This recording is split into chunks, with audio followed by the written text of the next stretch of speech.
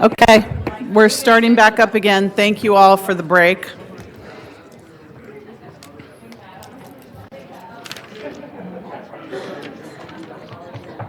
We're on 18 reports for action. 18A, acceptance of the resignation of Heidi Wilbanks from the Cultural Commission effective immediately. Declare one vacancy on the Cultural Commission for the full term ending June 30th, 2021.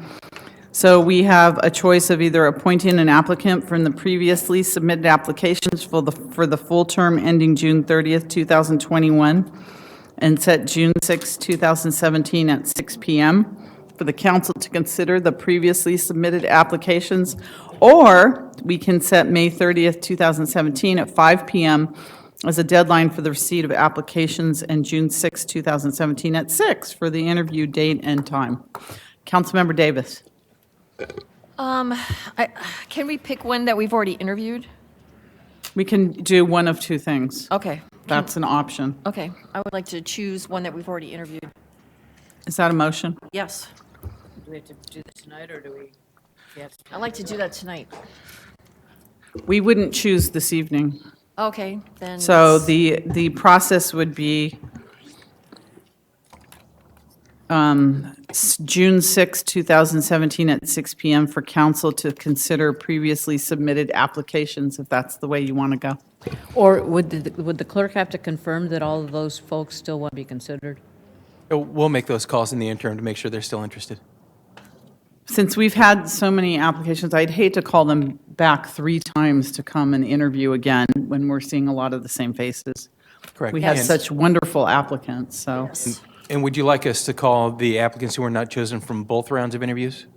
Yes, we'll do Thank so. Well, is that in the motion? Let's see Yes, if this please. passes. We have a Yes. motion on the floor to go back to our previous The list. applicant pool. Yes. Is there a Yes. second? The last 2 rounds. Last 2 rounds? Last 2 rounds. A motion second. Any member of the audience like to make a comment on this? All right. Lights on the motion? And that passes unanimously. Thank you. All right, next we have an approval of an agreement for the performance of services with Granicus Inc. Granicus, yeah. Thank you, can't read. For the implementation of an agenda management system in an amount not to exceed $50,490 for fiscal year 2016-17, with a total amount of $219,027 over the 3-year term, and approval for a contingency totaling $21,903 in the event additional services need to be added over the contract term, for a total not to exceed project cost of $240,930. City Manager? Thank you, Mayor. No, if you could give us some Yeah, information just on a this, very please. brief Thank you. overview, and then City Clerk also has a very brief presentation. He can do it verbally also. Verbally would be fine, yeah. Okay, so actually, items 18B and C, they go hand in hand Or together. can we take them together, but we'll You will approve them we'll separately. approve them separately? But we'll discuss them together. Yes, that would be Because great. they Thank you. both together replace the current Both- SIRE yeah. system that we have. So Rod, if you could just walk the council through. Absolutely. Mayor Gilmore, members of the council, I'll share with you that items 18B and C are both to replace our aging SIRE system. You're well aware that SIRE is our both agenda and document management system for the city, for the public interface, and for staff's interface to be able to find documents and things like that. It was first implemented in the city in 2005. The RFP was in 2004, in fact, was by the previous city clerk. And while it was very, very good for a long while, it is simply long in the tooth. It hasn't been developed for the last 4 years, at least beyond emergency patches. And anybody who knows anything about technology realizes that the city is at significant risk of failure. We have seen it become even more and more glitchy on the interface side and on the city side over the years, and have identified for the past few budget cycles that it was in need of replacement. I'll thank the city manager for putting that in the budget for this year for the cost incurred in this fiscal year and the additional cost in the next fiscal year as well.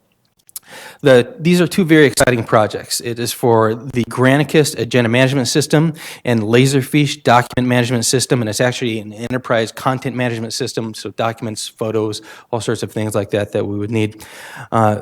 It's a very, very powerful combination of being able to empower people to work collaboratively, as well as increasing transparency and the kind of foundational elements that we need to be successful.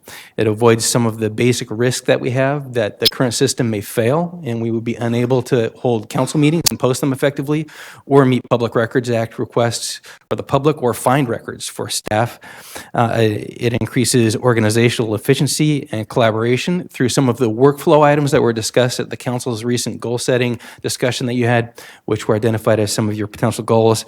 And finally, it cures some of the functional glitches that we've seen. For example, larger documents will now be saved in a much smaller bit size, so will be more easily downloadable by folks. And those are just a few of the broad benefits that I'll say for these two programs. I'll see if you have any questions and if those lead into a desire for a more robust conversation. And we do have a PowerPoint that myself and the Director of IT can provide for you if you would like. Thank you. Councilmember O'Neill? I have a couple of different questions. So one of them, and I think maybe if you could, I know we've talked about it a little bit, but for the public, can you talk about the process by which you arrived at this particular vendor? Exactly. And there was actually a team of folks.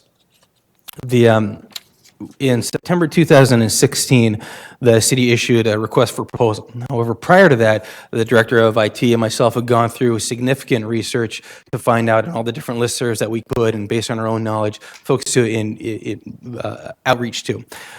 We in fact got 10 responses, which is pretty significant for an RFP of this size.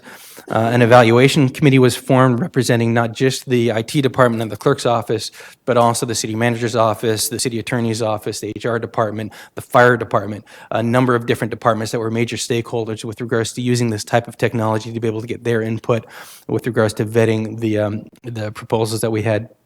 After a formal review process, the committee made the recommendations that we select Granicus for the agenda management side and ECS for the implementation of the Laserfish enterprise document management system side. So it was a pretty robust and very collaborative process. So one of the things that people talk about a lot is that they can't find documents, or that our documents are not searchable. And I know sometimes it's because the documents have been, the way they've been scanned, or will this system allow like uploading, like you mentioned, changing the bit size and all that? Will more of the source document file be uploaded to like facilitate searching so that people are looking for things on the city website, or if they're looking for things within large documents? Because that's been a major sticking point we hear a lot. Correct. The search functions are more robust with these two systems. However, the overall issue with regards to searching on the city's website is as much searching in the agenda process, and SIRE, for example, is the equivalent, as it is the fact that there are so many different places that you have to search. I believe the IT department has some program right now that they're working on, which will be a search aggregation that would allow multiple searches to be done at one point. And we have confirmed that Granicus is compatible with that search aggregation process that they're working through. So yes, they would be easy to find. The current documents that we put in are OCR'd, so they can be searched through the entire document. The Laserfish process actually also does the kind of OCRing for pictures and the rest of that, so it's a bit more powerful of a tool.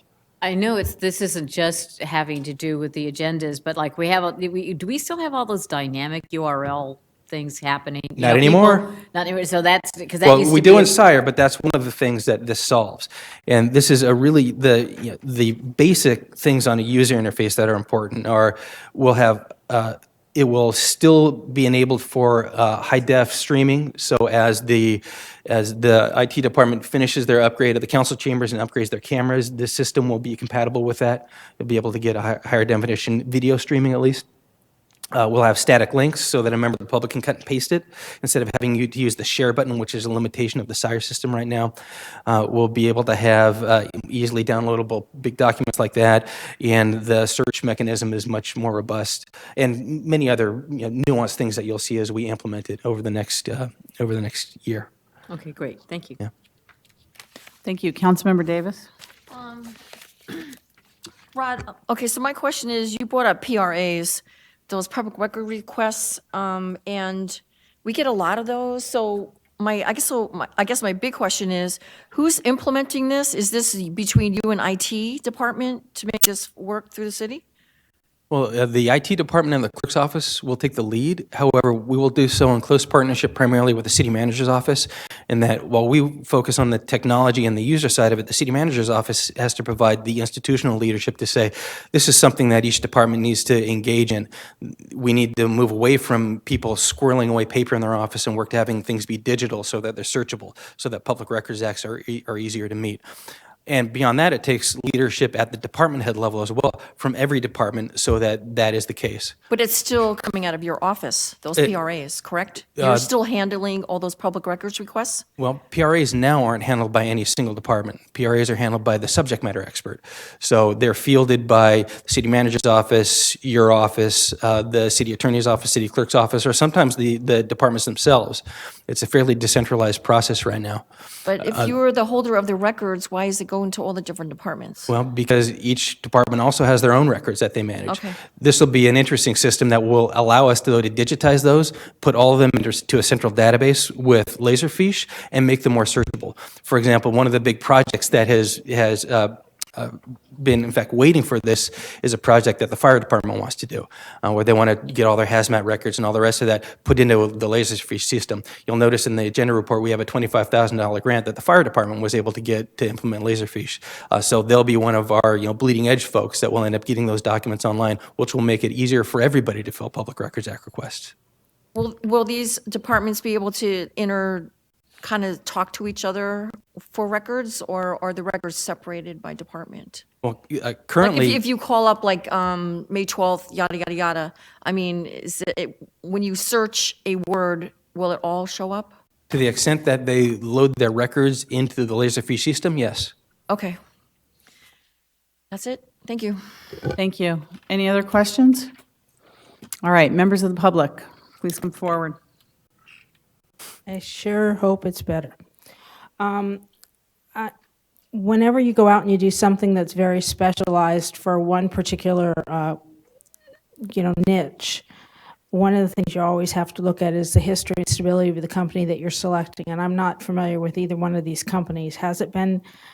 Is everybody comfortable with the history and stability of the company you're selecting? And do we own the source code? So many times I've seen that you buy these very specialized packages, the company goes away, and everything you've put into that goes, boom, gone, useless, the money's completely a waste.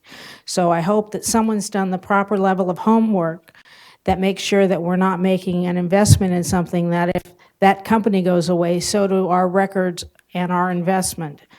The other thing is, if we're going to be doing this, I hope we're then re-looking at our record retention policy and changing that so things stay on the system better. I hope that search engine is more not only just robust, but that it also has some kind of refinement in it so that you can say, search from this state to this state, because our current search technology is awful. And also, have we looked into how this interfaces with our existing system and our existing records that we have there? We can't have two systems that are like two islands that don't ever match up. So I'd love to just see what the whole implementation plan is and how this is all going to commingle and coagulate together so it works, and so that we, the public, have a tool that so that us as the city, the people in the city, have a tool that works for us. And again, owning that source code is extremely important so that if something were to happen to this company, that we haven't invested in something and we lose that investment.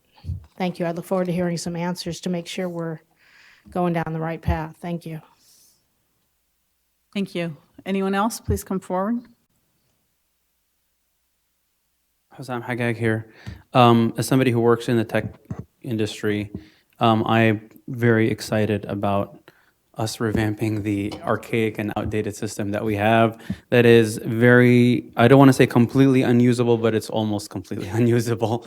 And I do want to get some clarification, because it looks like it is a service agreement, so that over the 3 years that these contracts are being signed for, that if there is any feedback, I want to make sure that if there's any feedback in ways we want to tweak the system, we want to make it better or make it fit our needs better, that the service agreement does allow us to go and make those changes without incurring additional costs or extreme costs.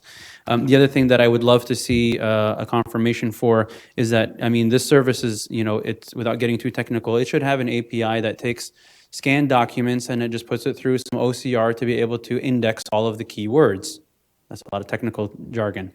But if that thing works well, then they should also, as part of the service agreement, backtrace through all of the documents that have been, retained in our current system and any previous systems before that, and index those as well, so that it's all under the same new system, so that if I do want to search anything related to whatever, pick your favorite topic, your hot button topic, it'll show everything, not just from the point of this new service contract, but everything in the past as well. And then finally, one of the things that I would love to see is, as the city is getting a lot more involved in how they live stream these events, I would love, love, love, love to see that the quality of the video improves. I don't know exactly, and from just a brief conversation that I had with our clerk, that these systems aren't exactly what are going to be delivering that, but in the overhaul of our information management system and the whole way that we present agendas and live stream these videos, please, please, please make these videos in full HD quality. Thank you. And thank you for being our backup videos for our live streaming. We appreciate that. Many residents do too. All right, anyone else? Any other questions? Comments? Do you want to answer some of those questions, Rob? Yeah, I will, although first let's see if the council had any additional questions. No, I was just going no. to make some comments. No, so we I'll don't. wait for you to answer your question. So I'll share first with regards to the history of the companies. Granicus is one of the industry leaders. While at the time the contract was originally let for Sire, more than a decade and a half ago, most of the companies were considered kind of boutique companies in that it was a new industry at the time. In the convening decade and a half, we've seen real industry leaders appear. Granicus and Laserfish are both those types of companies. Granicus has more than 350 clients just in California, 1,300 clients nationwide. They connect 150 million people. Laserfish has 400 customers in 15 states just in the U.S., 13 counties and 125 cities in California.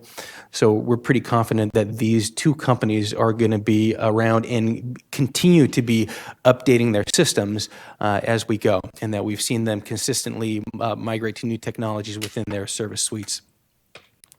Next, with regards to the migration of data, the part of the contract is migrating anything that is currently in Sire into Laserfish to make sure that we don't lose any of the records that we currently have. The bigger project will be getting all of the data and documents that are not currently in the Sire system, which are at the department level, migrated into that system. We expect that the timeline for launching the Granicus agenda portion of it, we're shooting for the end of this calendar year. With regards to migrating away from Sire to Laserfish, we're shooting the end of this fiscal year, perhaps a bit longer than that, maybe another 6 months after that to get that program completed. And then we will, in tandem, begin to work very heavily with the departments to try and get departments to end up, now that this is actually an enterprise-wide system that has real value to it, to be able to incorporate their records as well. Okay. Teresa? I was just going to make a couple comments. I did see in when I was reading through the report that there is that they do have APIs that you could hopefully latch on, we could do some other connecting for data, for however we need to do that. And on the source code issue, most companies are not going to give you the source code. You can get a support agreement, or you can insist that they do an escrow, but I mean, that's almost not ever going to happen.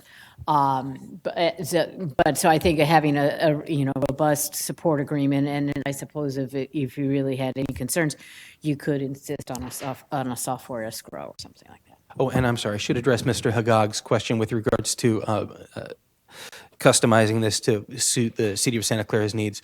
You'll see in the service agreements, we have a significant amount of time that they'll spend customizing their application of their foundational system to the City of Santa Clara, a contingency fee in there if we identify something that which we didn't anticipate.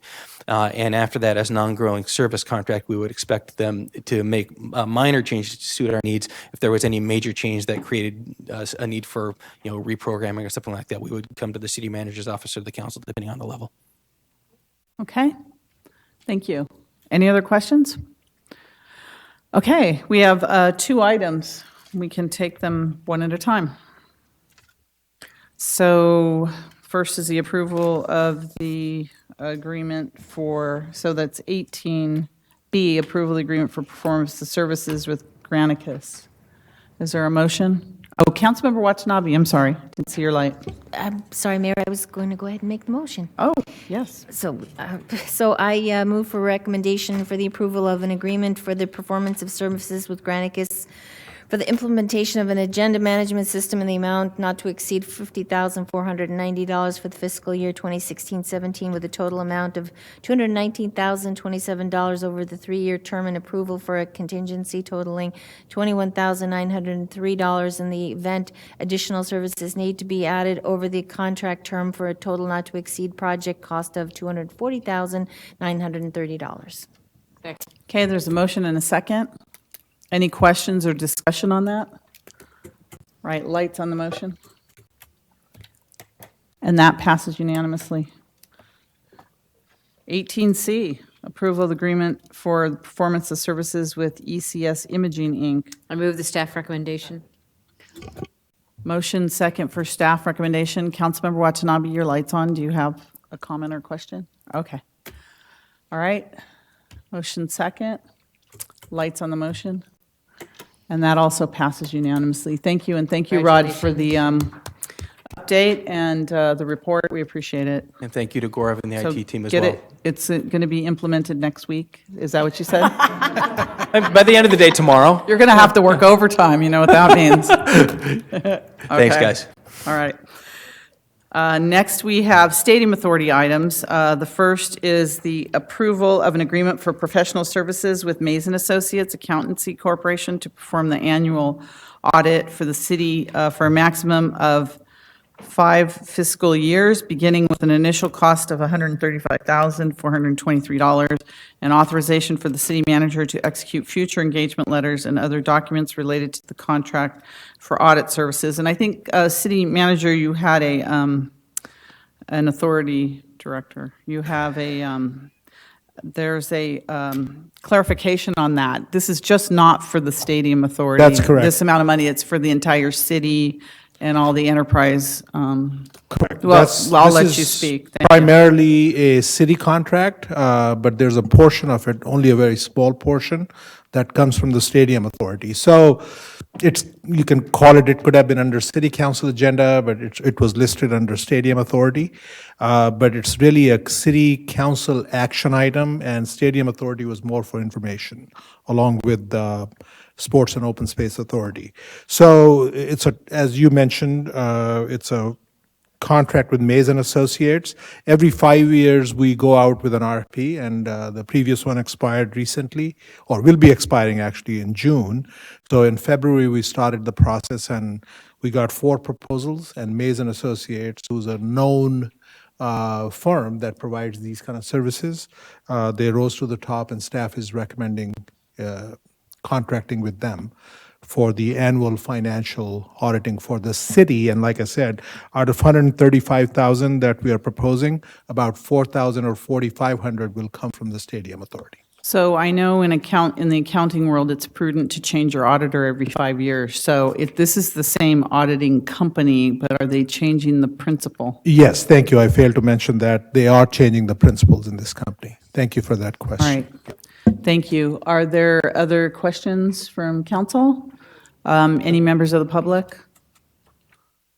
Okay, so I hear buttons, but is there a motion? Okay, motion to approve in a second. Lights on the motion, and that passes unanimously. Okay, moving on, there's a request to note and file the status update on the Santa Mosaquino Creek Trail detour through Great America Main Lot on Levi Stadium event days. And we have two letters that were submitted, one by Jim Mercurio, Vice President of Operations and General Manager for the 49ers, and Duff Melky, Executive Vice President and General Counsel for Cedar Fair. City Manager, Executive Thank you. Director. Yeah, thanks, Madam Chair and members of the board, Stadium Authority Board. We discussed this item in April, and at that time, the board had directed staff to implement a creek trail detour through the Great America parking lot for the Monster Jam project. However, subsequent to that, we received a couple letters, one from Cedar Fair and another one from the Management Co., sort of opposing that, any rerouting through, or the one that we had proposed at that time. And we'll show you on a map shortly. Subsequent to that, we were asked to just meet with these entities and come up with another plan, and that's what we're going to submit to you today. Next slide, please. So this is the time frame that I just talked about. We were in front of you in April, and then and the direction was to come up with a pathway, which either using K-rails or cones, or just to delineate a pathway going through the parking lot. So that's an important point, and that's exactly what we were looking for as far as options are concerned. Plan was prepared, and we'll show you on the map where you get off the creek trail south of the three bridges. We had to create some sort of an ADA ramp to accommodate the grades at that location to bring the people from the creek trail down to the parking lot. Next slide. So as I mentioned, we were asked to go back and meet with the representatives, which we did. And then we sent a letter on May 2nd, we being your staff, sent it to Cedar Fair and Stadium Manager, outlining these three potential routes. Next slide. So this is showing the existing reroute in blue. Just to remind everyone, there is an existing reroute on the streets, on public streets, which goes through what's called the VTA parking lot.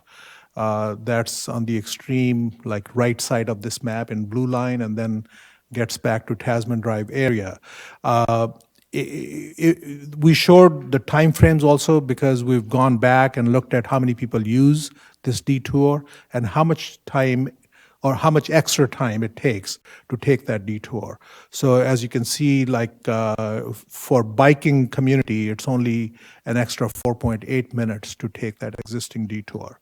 Next slide.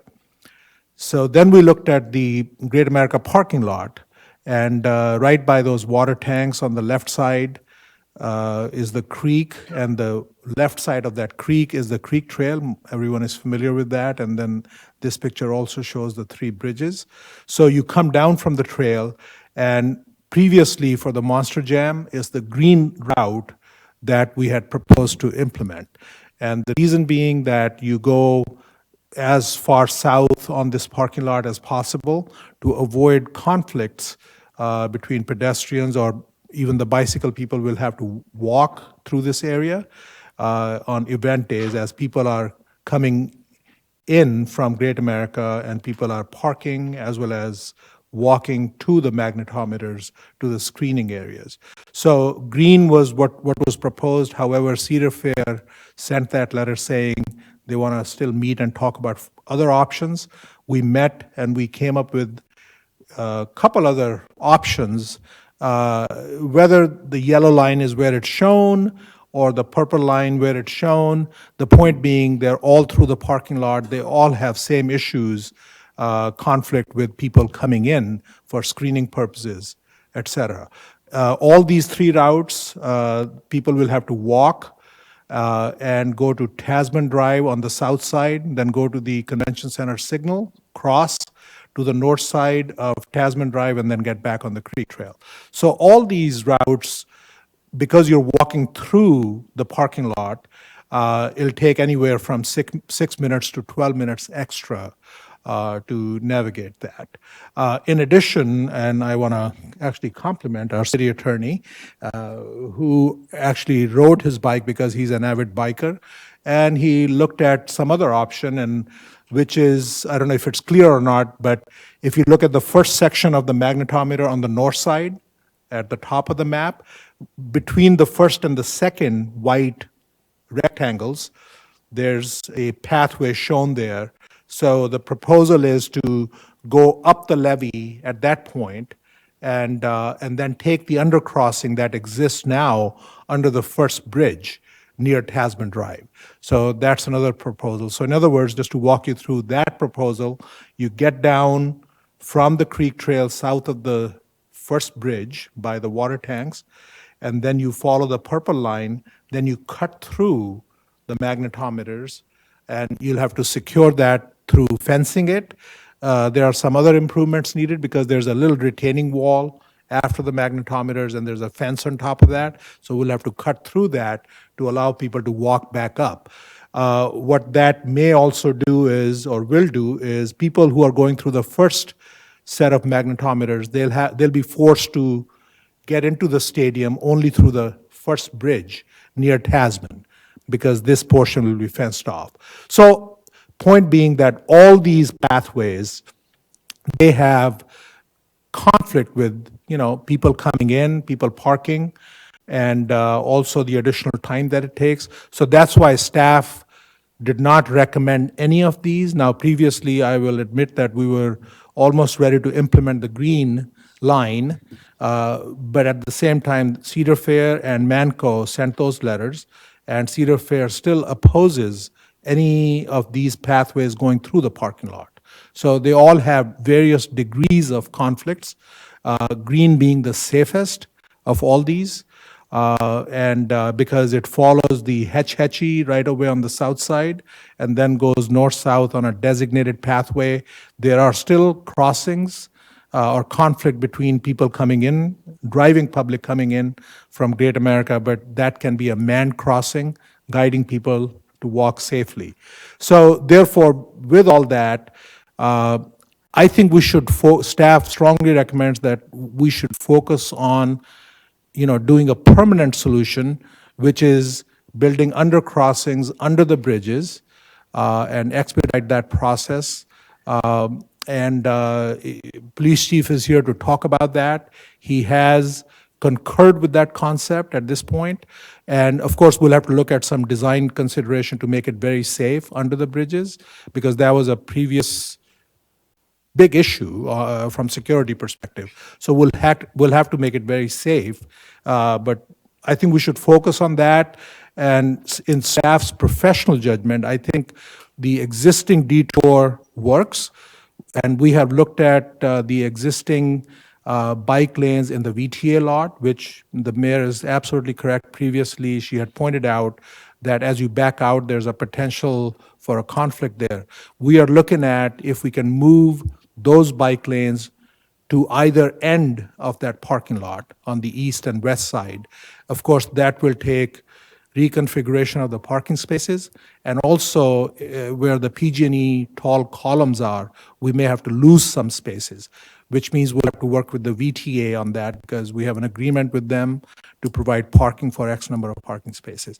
Those are some challenges on that side. However, in staff's professional judgment, we should continue with the existing detour in light of the fact that Cedar Fair and Manco have opposed going through this. More Cedar Fair because they have we've leased this slot to them, and they have the parking rights.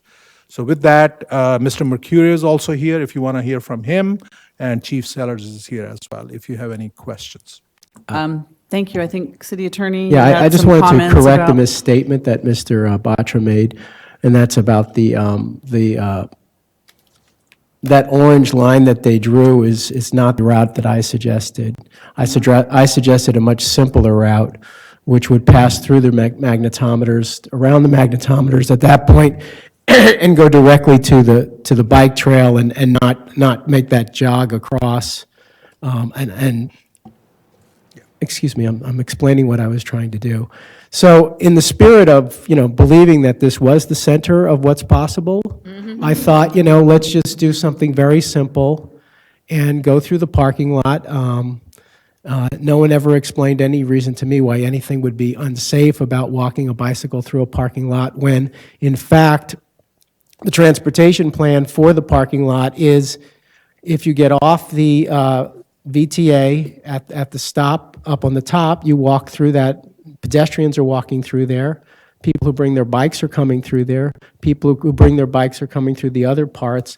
So I've never understood, from a common sense standpoint, why anything was any more particularly unsafe just because you're bringing the bike in another direction in front of the magnetometers, passing through the magnetometers.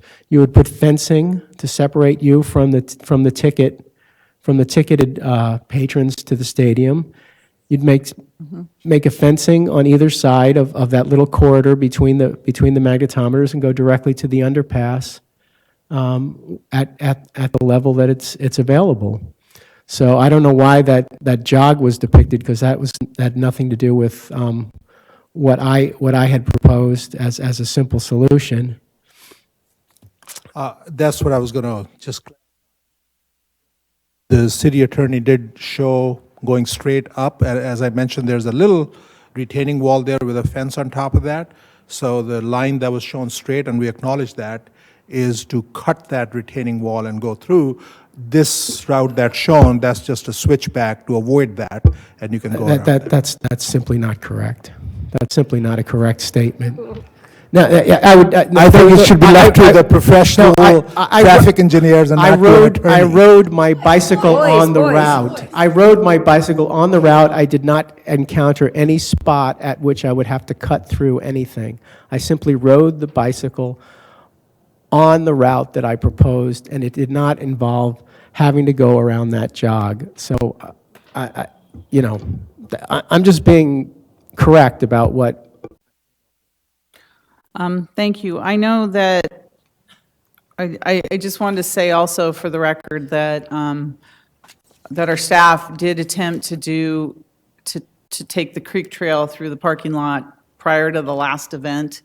And then we did get information and concern from Great America that they were concerned about that green line going through, because the entrance of Great America and the toll booths where you pay for your parking, it would come right through that green line. So they were concerned about the cars coming in, and rightly so. We didn't give them enough time to take a look at everything. So I asked the city manager to, not attempt to do the temporary creek trail, reroute through the parking lot until we came up with a better solution, of which we're looking at now. But I think we should keep in mind that we are looking for a permanent solution, so I'm hoping we can give direction to our city, our executive director this evening on a permanent solution to get started on working on that for the trail system underneath the bridges.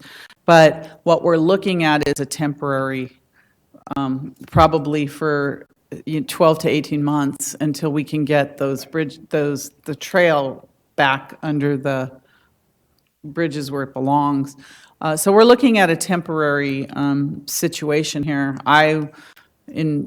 Which I thought we talked about last time, was the trail, right close to the magnetometers, because we don't want to take parking. Parking is at a premium for everyone for this property. So the least amount of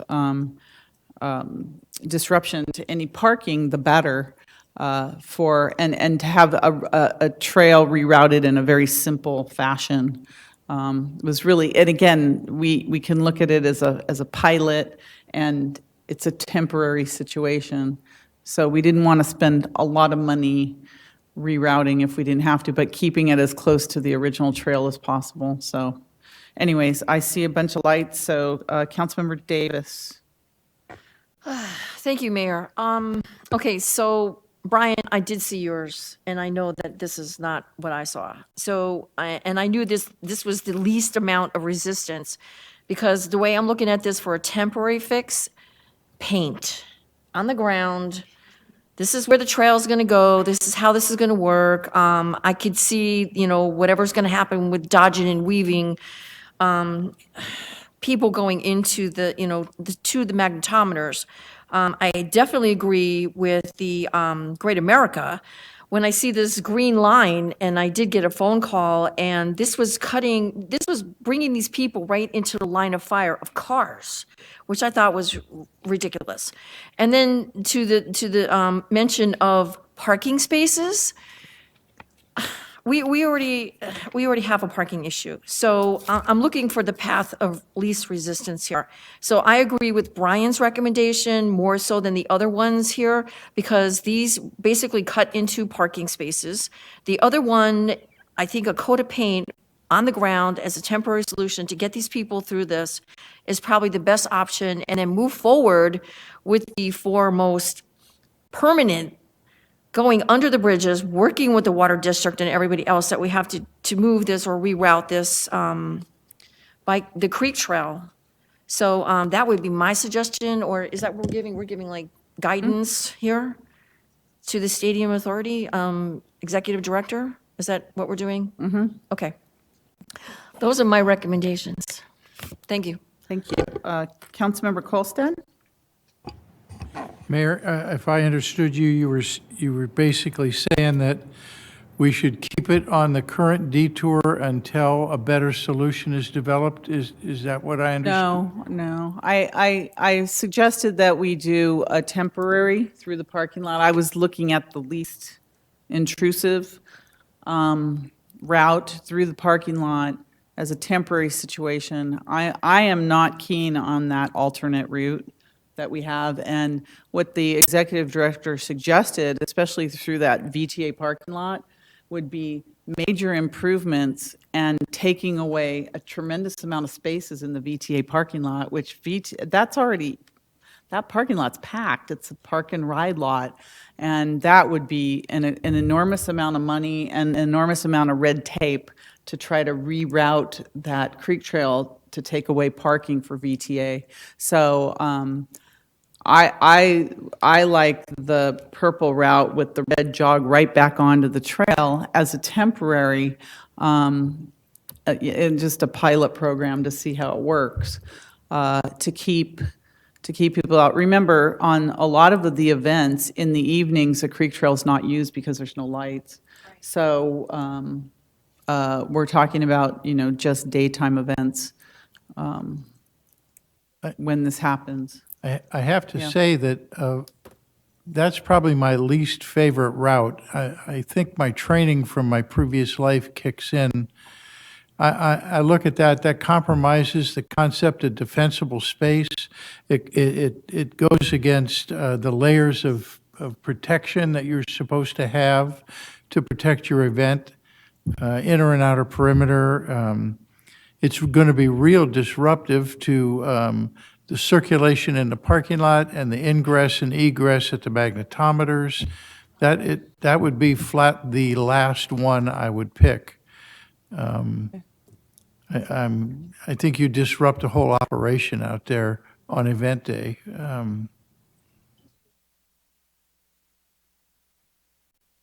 But whatever the majority wants, I'm just saying that that's fraught with problems. Okay, thank you. Councilmember O'Neill? Thank you, Madam Mayor. This is another subject that I feel like we've been in the spin cycle about. I did talk to Mr. Mercurio when we were first talking kind of like the green line and the yellow line, and he did express his concerns about safety. And I have to admit, when we were talking about this for the Monster Jam, I didn't even think about that Great America Park would be open. And I've talked to the chief extensively about it also. And so I now realize that there are people coming from all directions. And I guess I had thought that parking lot was a little bit more secured than it is. So you've got people that are coming in to tailgate with their friends, and then they don't have a ticket. So they're like going home or taking the bus home or however they're leaving, and people that are coming off the light rail and people who may be riding their bikes from other directions. So you're thinking about the perimeter, and this, to piggyback on what Councilmember Colstead's alluding to. So my understanding from the chief is like the magnetometers represent the exterior of the secured perimeter. And so if we have, to keep, because I thought, well, this would be actually a lot safer, as, like some of the objections Cedar Fair raised, what Mr. Mercurio had to say, what the chief had to say.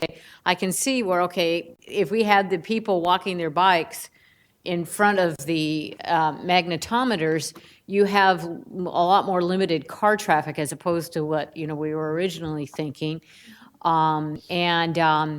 There would be only that one little point where, because all those other people, those thousands of people that are coming through the parking lot, they are all going through the perimeter in one way or the other. So if there was either some other small walk-through magnetometer or somebody with a wand or whatever, that if the folks came across and then were screened as they went into the perimeter area, because once they get on the other side on the trail and go past Tasman, they're out of the secured perimeter, is my understanding. Isn't that correct, Chief? So I thought about that. Sometimes, a lot of times, the simplest thing is maybe the best. It just seemed to me that actually would be safer once I realized how many directions people were coming from. So that to me seemed safest, and then they could, as long as they could be screened when they go into the perimeter. Yes. Good evening. There is nobody in this auditorium that would like to get this resolved more than me, trust me. I have been working with the bike community early on, working with a lot of city staff, and I have to tell you, as the chief law enforcement officer for not only the city, but responsible for the stadium, I cannot support any of these routes. And the reason for that, if I would encourage, and I've encouraged you in the past, and nobody has taken me up on it, is to come out on event day and see what it looks like. Riding your bike, with all due respect, during a non-event day has no clue of what's taking place. There's thousands of people, pedestrians, that are walking to those magnetometers, not only from that parking lot, from the out lane parking lots, going to these events. When we have large-scale events with 60, almost 70,000 people going through, you have to see it from the command post. And I would encourage, before a decision is made, especially breaking the perimeter, which we will lose the Safety Act certificate from the Department of Homeland Security by going in there with unscreened citizens, as the city attorney suggested, would be in the completely against what the public safety plan has been developed by professionals. I have 31 years of experience. I have hand-selected my special events team, who have got unbelievable experience. We've had 64 large-scale events at this stadium since it's opened, 3.5 million people visiting, and we virtually have had no issues. And the reason for that is I credit my team, the partnerships not only with the Management Co., but the FBI, Department of Homeland Security, and other units. And if we change the public safety plan, we are just opening ourselves for problems. And I strongly, I cannot support it, and I strongly not to change the plan. Now, with that being said, I would encourage you to come out to the stadium on any large-scale event before the event and stay afterwards and be up in the command post and see what we actually see, so you have a clear understanding of what is taking place and the reasons why we do certain things. I do agree, going through the parking lot, the green, believe it or not, the green line, I believe out of all of them, is the safest route, but it's not any safer. It's actually more hazardous than the VTA lot, because you have close to 5,300, 6,000 cars in that parking lot. You've got thousands of people walking through. And as the bike community suggested, they are not supportive of these plans either, because they don't want to walk their bike, and I understand that. And I believe me, having through the VTA, I do think there are some improvements we can make for temporary. My recommendation is that we look very hard. The only issue is we need a grade separation for that creek trail that's running underneath the bridges. It was approved, those bridges were approved when the stadium was built. Unfortunately, it was at grade. I think that was a terrible mistake. It should have been, the bicycle creek trail should have been below grade, so there's a separation. And I think that there is the possibilities that we can look at making improvements there, along with providing some kind of security or mitigation plans for when people travel underneath the bridges so that everybody's safe. That is my opinion, and I think I cannot support and would not support any of these plans. City Attorney? Yes, I think the chief has mischaracterized what I was suggesting. I was suggesting not that you penetrate the perimeter. I was suggesting that you create barriers along the bike path once you pass the magnetometer, and that the bike, anybody choosing to use that route would have to pass through the magnetometer if that was within your plan, that any biker or pedestrian that was otherwise on the trail did not have a ticket. They would have to pass through the magnetometer to get back onto the trail, and they'd have to subject their bike and their belongings to a search, just like anybody else that wanted to go through that perimeter. And then you would separate them from the ticket holders through some kind of fencing so they could get back onto the trail, and without being confused with people who had tickets to the event. That was my proposed common sense, simplistic solution. I suggested, why don't we try this with some volunteers on a big event day to see if this works. And if it doesn't work, then it doesn't work. But I don't see it as being some super impossible thing to try to do. Some questions. I just would like to make one more fact clear, and that is that when we accepted the 20% program funding from the Santa Clara County Open Space Authority in 2000, we agreed with the Open Space Authority. We said it is mutually understood and agreed that the project, which was this reach of the trail, will be constructed, operated, and maintained in perpetuity by the applicant for the benefit of the public. We have a legal obligation to keep that trail open to the public in perpetuity. I don't think an equitable servitude through the parking lot in any way interferes with anybody's property rights. So I think the only issues that the council really has to concern itself with are not legal issues. They're simply logistical issues and common sense. Can people move or not? I don't see any problem with council directing staff to try a pilot program with a limited number of perhaps bike volunteers to see how does it work.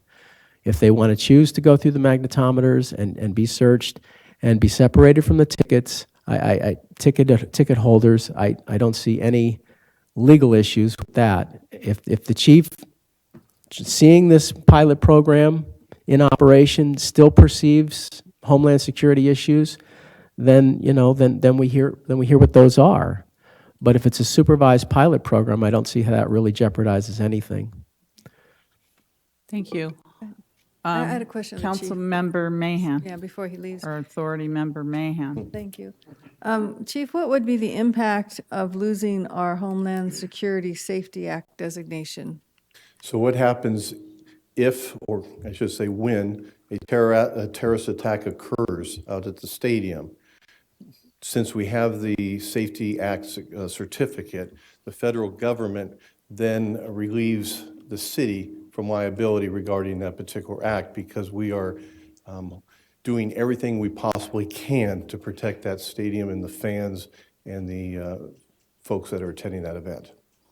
So when I'm reading his letter, this is from the representative of the Department of Homeland Security.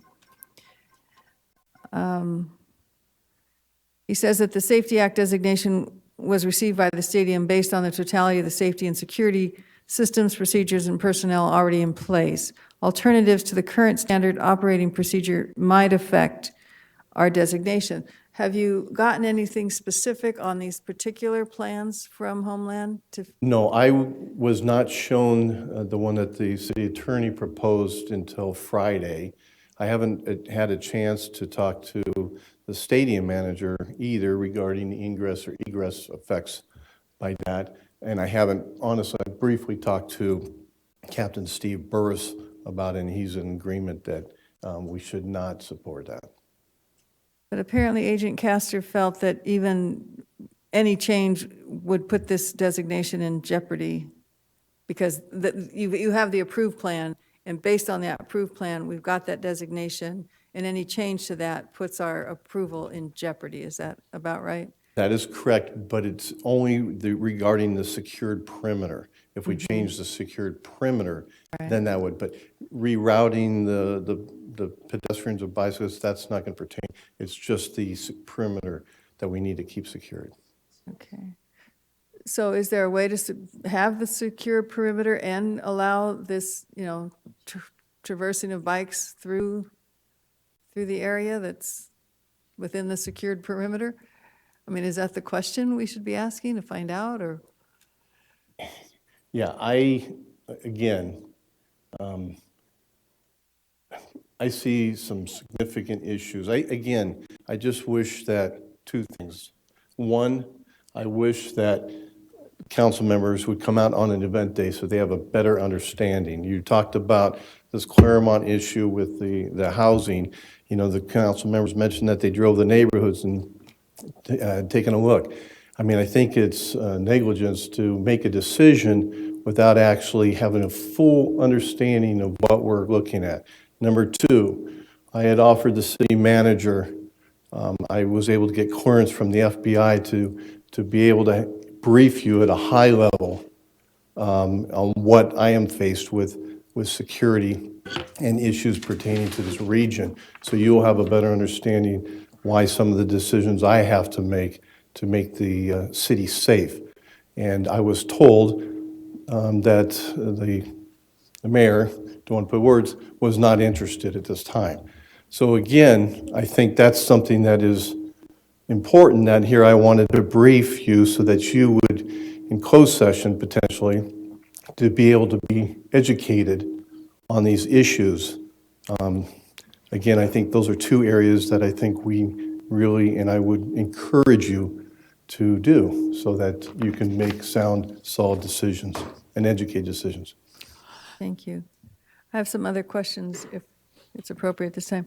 Mostly, I guess, to the city manager and or city attorney. Have we run any of this by these changes that are proposed, whatever they might be? Have we run it by our insurance provider? Because it is indicated that this could affect our insurance.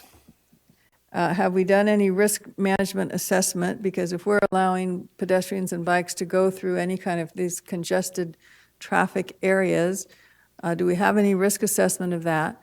And leading into that, if there is a risk assessment and it shows that there is, some moderate or even high risk, apparently under our lease agreement, the stadium management agreement, the stadium authority would be solely responsible for any injuries or damages.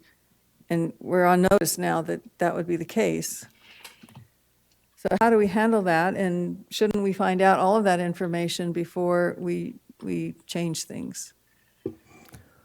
Well, I was suggesting we do a pilot project to determine, we actually go out there on an event day with some volunteers. Well, I was asking questions, and I want Yeah, those so answers no, first. I'm trying to answer the question. So the question is, what is the risk? How does anyone assess the risk if you have to look at what other activities are already taking place there? And as I explained, bicycles and people are supposedly coming in from the main entrance off of Tasman. And so whenever I ask anybody, well, how is it any different if a bicycle is coming from the other direction? There's no answer from the Okay, may I back up Manco. a little bit? Have we met with our insurance provider to ask them about any of this? We haven't had any- I'm sorry, I'm asking the city manager at this point. It's Okay. not a legal question. Let's just have I some. would like an answer from our city manager. Have we run this by our insurance provider? Councilman Mahan, no, we have not done any risk analysis on this, but intuitively, and I would like to address another comment made by Councilmember Davis earlier, we were looking at a pathway. I mean, we were directed to look at cones or this way. Yeah, people can walk through, but whether you paint on the pavement or you put cones, now we are telling or guiding people, now we are in it, we are telling people go here. So you're really increasing we haven't done any risk analysis, but the exposure of any sort, if there's some kind of a mishap, then we are in it because we are guiding people to go through there. So based on that, that's why staff is not recommending any of these alignments. Thank you. Are you finished with your questions, or do you still have some more? There was, on the existing, the map of the existing route, there was also some alternatives there. One was a red route along the east side that looked to be shorter than the existing route that's designated in blue. Is that something that we could consider? If you know what, it's not on that graphic, it's on a different graphic. Yeah, that was the Hetch-Hetchy right-of-way. And then, so we have to deal with Hetch-Hetchy. There are no guarantees. Hetch-Hetchy always wants something else from the city. So it's not going to be an immediate solution. So that's why we're not, knowing the history of dealings with Hetch-Hetchy, there'll be something else asked for it, so. Yeah, but have we tried or even We have reached not out? approached them at this point.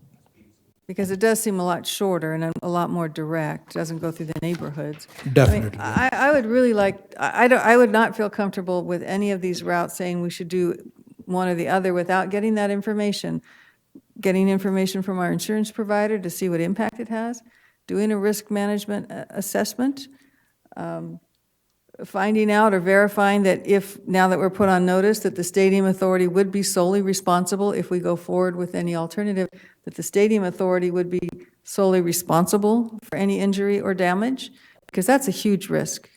And if we're to bear it all ourselves, we better do it with eyes open. And I'd like to find out for sure, run it by the Homeland Security to find out what any of these routes, if we were to adopt them, what impact it would have on our Safety Act designation, because certainly we would not want to put the city at risk, even on the minuscule chance that there's a terrorist act and the city would be solely responsible for any consequences of a terrorist act in the stadium. I mean, that's the risk I would not feel comfortable, no matter how minuscule, because the risk itself of happening may be minuscule, but if it happens, the damage would be enormous. And the city cannot take on that kind of risk, no matter how small. And if that's the purpose of the Homeland Security Safety Act designation, is that the federal government takes on that responsibility, I can't in good consciousness do anything to jeopardize that. So that would be my proposal, is to get all of this information first before we make a decision. We have to be wise about this. Councilmember, Authority Member Caserta. Thank you, Madam Mayor, or whatever our names are. Yeah, whatever. Chief, can you come up? This is new to me. You've, through the manager's office or to us, have asked to talk to us in closed session, and tell me the desire and goal of that closed session, because this is new to me. So what I was trying to accomplish is to educate all the council members. I was able to, when the previous city manager was here, I was able to get a special clearance where Super Bowl?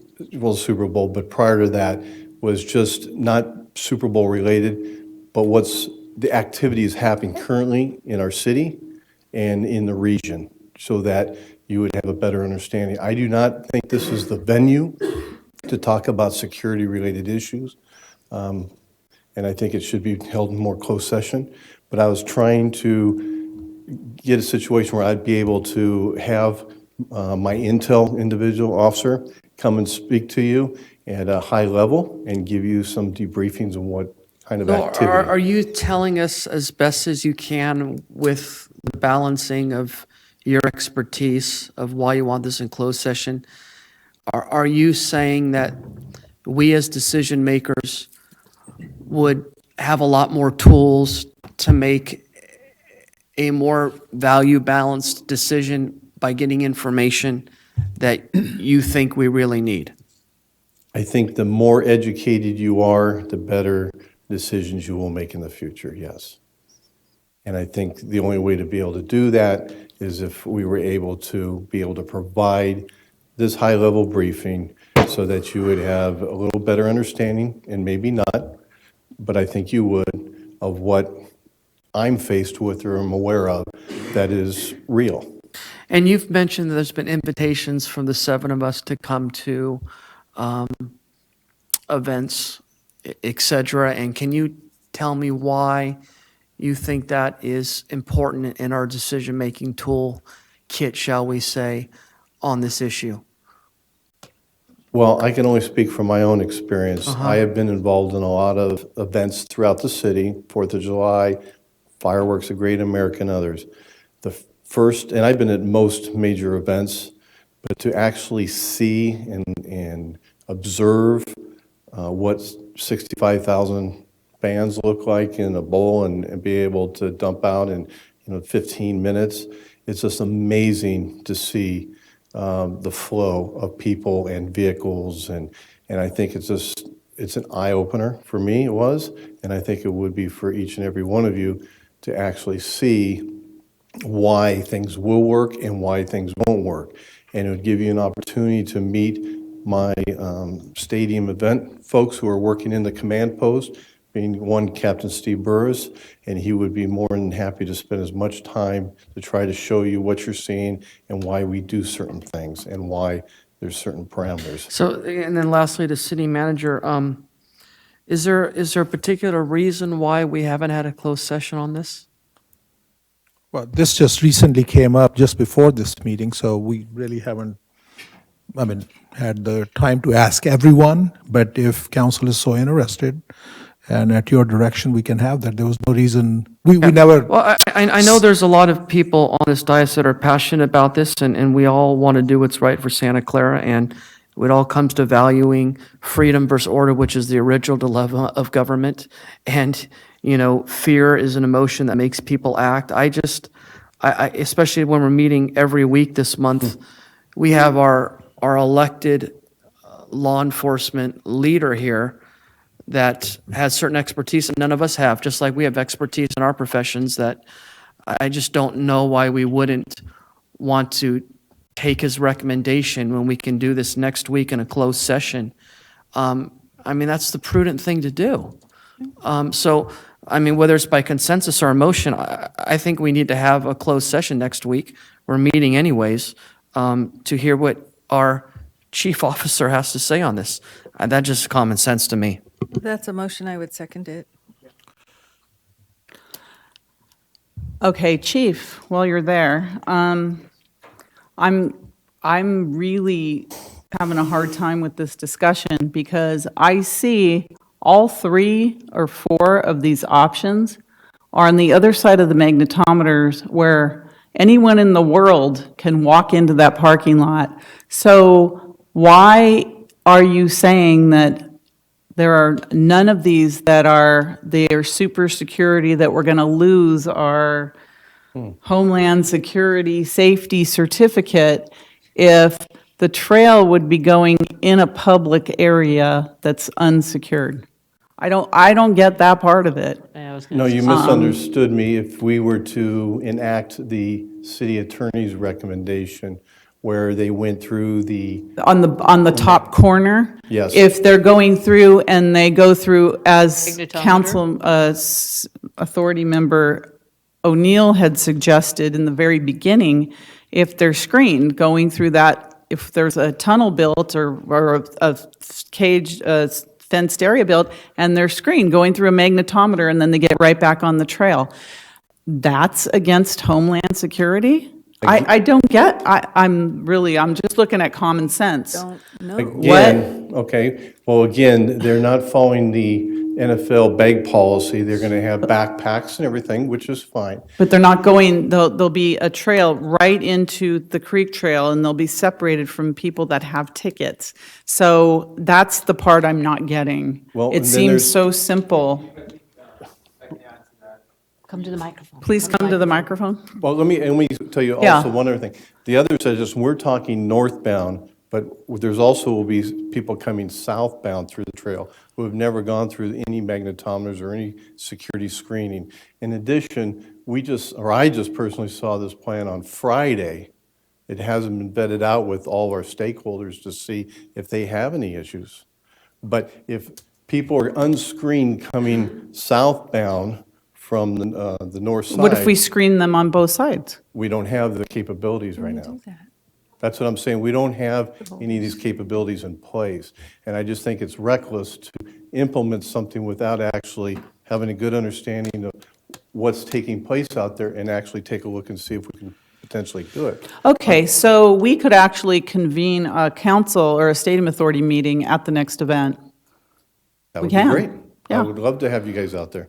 Yeah, that's I really would. so the next event is the U2 concert, and believe me, there'll be a lot of people there. Yeah, I'd love So to have you out there. I think we should adjourn our stadium authority meeting to that event so that we can see what's there, because again, if we're on that side of the magnetometers, I remember Councilmember O'Neill and I met with both of you in my office, and you talked about if you go through the parking lot, it's not an issue with Homeland Security. That's right. Now, all of a sudden, it's a big issue. So that's the part I'm not getting. No, I want, That part is not, like the chief is saying, I agree with you. Come to the Sorry, if we're on the west side of the canopies, I agree with you, it's open public space. It's open, so there's We're- no Homeland Security issue. Correct, you're correct with that. Words in my mouth, I kept telling you, it's the red, is the city attorney's plan is where there's a potential violation of Homeland Security. The other three plans, there isn't because it's outside the magnetometer. But I thought you said you didn't recommend any of those The reason why I didn't plans. recommend any of them is because none of these routes are safer than the current VTA one. You've got thousands of people in that parking lot, and the likelihood of a bicyclist or pedestrian getting hit by a vehicle and/or a pedestrian or some type of accident is much greater than the current VTA lot. That's the reason why. Has nothing to do with security. It's a safety issue for the pedestrians and for the bicyclists using those other three routes. So none of those three routes, minus the city attorney's route, has anything to do with Homeland Security then? Nothing. And even the bike community sent a letter today that they did not approve or like those three plans either, because for the same reasons. I have a letter right here that I think everybody received. Yeah, we all got them. It came in Oh, today. They want to be involved in the They're discussions. opposing the situation also, like I am, because it's not a safe route. It has nothing to do with security. Well, we can Mayor- invite Shiloh or Colin to come with us. Yeah, we can invite the bicycle community to come with us during the event when we do that. Yeah, to look at it.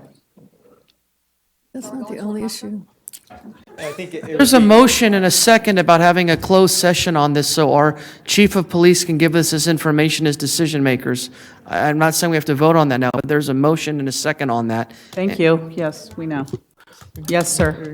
Finally, I think additionally, it'd be good to get a fire perspective in on this as well, because a lot of the plans are based on, there's several pieces that are moving parts to this. You have the pedestrian conflicts, you have vehicles coming and going, you have ingress of all the people.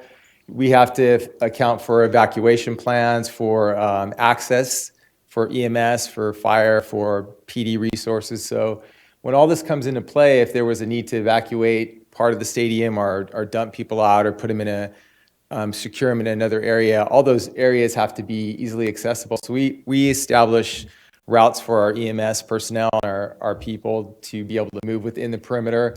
So all of our assets are facing outbound, and that the canopy is like the hard line in the sand. So there's a lot of moving pieces without giving up all of our issues in open public. I think it would be great to have you all out there.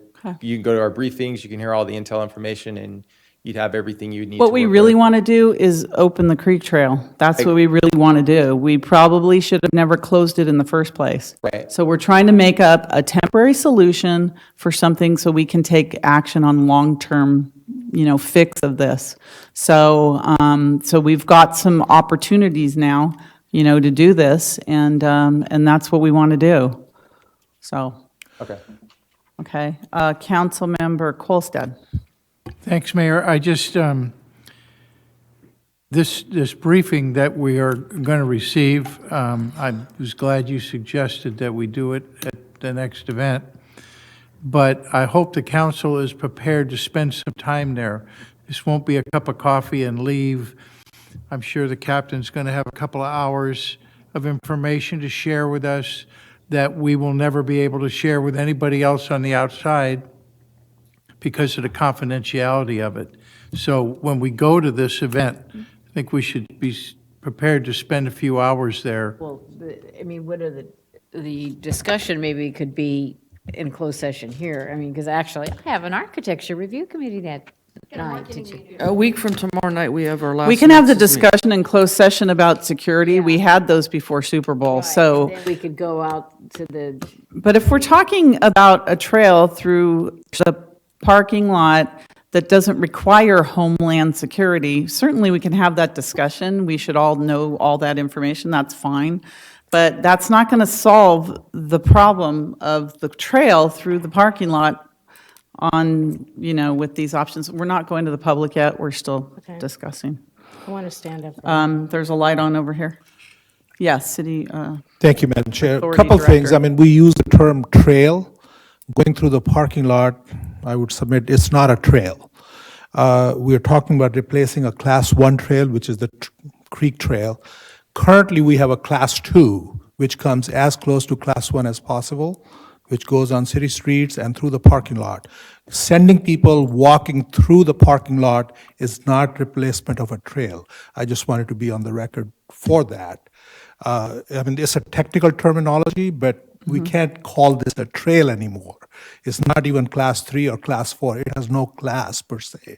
So, and then the number of people, they can't ride their bikes through this pathway if we designate a pathway.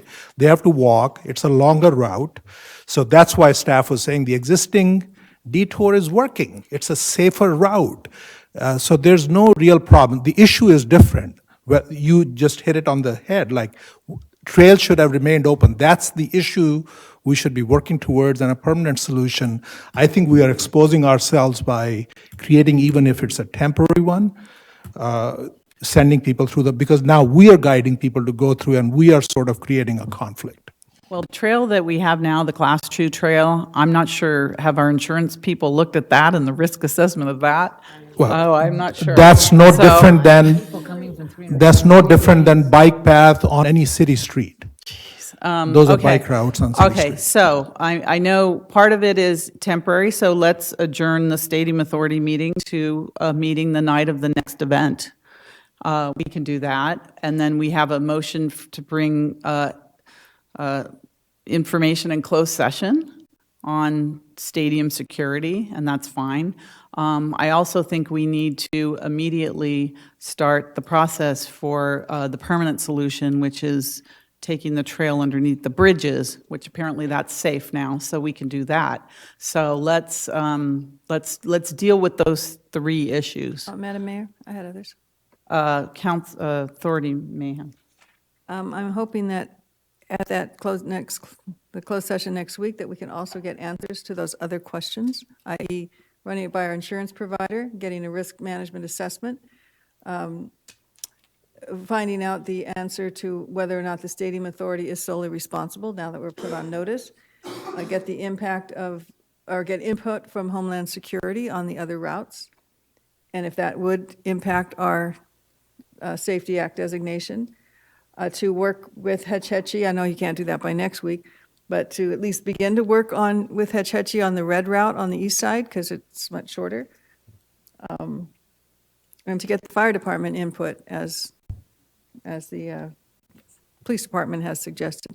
So if we can get all of those reports and get some of that, at least some of that information started by next week, along with the Homeland Security report from our chief, I think we'll be in a much better position to make an intelligent and informed decision.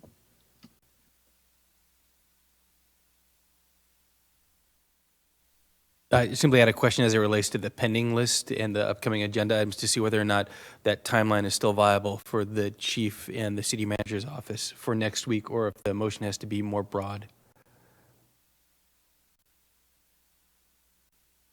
Okay, so the only motion we have on the floor right now is to have a security briefing for the council in closed session next week. Okay, well, there's a motion and a second. I so- am asking the maker of the motion if he'll amend it to include all of those other things, those informational items, to get that information back as well. Yes. Thank you.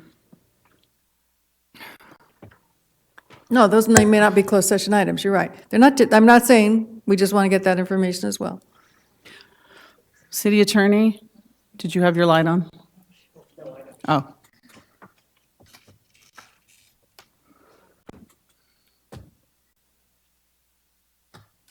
Public? Okay, I have some cards. Scott Lane. Scott Lane. Pointer I could use, because I've been, okay. How do I do this thing? Bear with me. Hope that doesn't count for the 2 minutes so I can. Yeah, Okay. there you go. Okay, so I have spent many times here. From an issue, I hope that with the city attorney did, let's go out there and bike. I have spent countless hours out here during the trail. Now, this is what was done. Magnetometer 6, sorry for the folks in the audience, you can see it. Magnetometer 6 was closed down last time.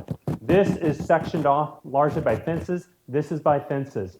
Cars come in this way, and if the 49ers at Levi Stadium are worried about traffic issues, they should worry about all the kids and adults lining up in porta potties that almost got hit by cars right here. This was closed by Monster Jam, it won't be. If you do this routing, not a single parking space will be lost, not a single one. What you could do is go around, this is the bike valet, this is the bag check right here. I'm going to try to do it on both sides. So basically, this was largely developed by the 49ers Levi Stadium last time. It could have been used and go around the north side. And what I'm trying to say is if you come in through here, could you fence off this section largely through here? And I'm talking tall fencing, barbed wire, do whatever you have to do, 12 foot, literally on both sides. There is no wall here. You go through 4 to 6 metal cones right there. What I'm trying to say is go north of magnetometer number 1. We're not affecting security, but you must put fencing literally on both sides. 12-foot barbed wire, do something like that. That is what I'm suggesting for the pilot. If you can do that, you would not have to go through magnetometers for that. Now, if the chief feels that by having a tall enough fence that you can't get through there, this is what I'm talking about. I personally have a concern by people using the bike pedestrian trail to have to go through magnetometers. I do believe that's a constitutional abridgment of people's rights for free travel, and I don't think that's safe. And northbound and southbound, I don't think they should be with magnetometers. We have other issues that need to be addressed here, but hopefully that makes sense. And I'm sorry for going back and forth so people in the audience can see, but I'm trying to say right here, if you fence it off tall enough, can you go under there and still maintain a secured perimeter? I'm glad the Bike Coalition wants to be involved, but I've been trying to get all of us out there in the event. And if I can say one of the issues, if you let me, if you've been to some of the 49er games where it hasn't gone well, you will see what egress of 10 to 20,000 people looks like in 15 minutes. That is what the chief is talking about. Or God forbid there's an issue that happens. It is a flow of traffic. Now let me also say right here, you can, oops, I changed it, I'm sorry.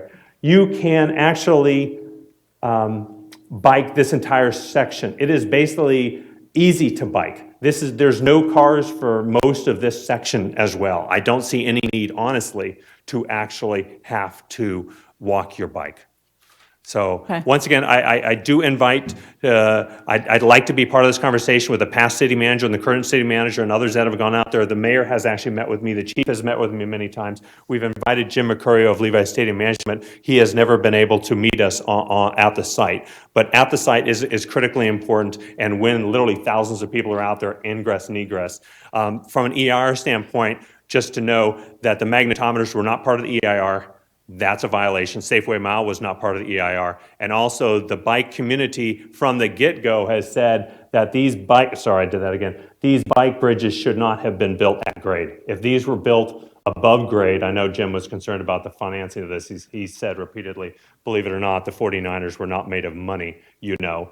That was his quote. If the 49ers and Stadium Authority want to go together and build new bridges, maybe the existing bridges that are at grade could become party bridges. Maybe we can make a way to make the Safeway bridges or something. In addition to the Safeway mile, maybe there's a way to find a win-win here where we can make it a party bridge. I don't know, this sounds catchy, doesn't it, Jim? I don't know. I'm trying to work with you. Party on the bridge. I don't know, All do right, something, thank you know? you. Anyway, hope that helps. Thank you. Yes, it does, actually. Thank you. Ken Kratz, and then Diane Harrison. Kratz. Did I say Kratz? Yeah, everybody does that. Don't worry about it. I Is said it it. Kratz? Yeah, I said it right. Oh, maybe I misheard you. That happens too. I'm getting Wait, old, you know. sorry. I think we lost something. Okay. I prepared something, but let's, to save time, let's just jump down to, there's two parts to my presentation. My name's Ken Kratz, as I mentioned. The second half of my presentation is speaking as a member of the public. And let's jump down to item 1-2, which would be the 2 near the bottom of the page. I'm going to look at 2 and 3. If the escort idea that was brought to your attention at the last meeting that we brought this subject up, if that's not possible, please provide a bus bridge. You can do this immediately to allow the safe passage of trail users between the Agnew closure of the trail and the city's golf course bridge, where there's an ADA ramp to the trail located in the Convention Center alley on the west side of the creek. That could be done tomorrow. I'm also a member of the Bicycle Advisory Committee, so I'll let you know that I have a little history of this too. Otherwise, provide the pathway next to the theme park, since delays and conflicts between pedestrians and cyclists were anticipated by the EIR. So these concerns the police chief has, I understand, but they were addressed in the EIR. They knew this was a big stadium event. Okay, and I'm going to go up to something more serious. I'll mention also, I consider my elevated trail through the parking lot. That seems to be very expensive. Probably $15 million. I base that on what the suspension bridge costs in Cupertino. Okay, my main thing is that I think the staff should apologize to the BPAC, and that's in my first half of the letter. They should apologize tonight and retract the statement in their letter of April 4th, where they say that the BPAC's escort recommendation goes against various authorities and ignores police expertise and places our city at risk. That reproach is uncalled for, since the initial idea for the escort alternative was in the staff's October letter to the city council on this trail closure subject. So I'd like that retracted. I'd like an email and a hard copy of that retraction to the BPAC members. And I'd like to place on the BPAC agenda an item for discussion and action regarding improving communications between staff and BPAC, as well as adopting appropriate steps to involve BPAC in the timely advising of city staff during project development. Thank you. Thank you. Diane Harrison.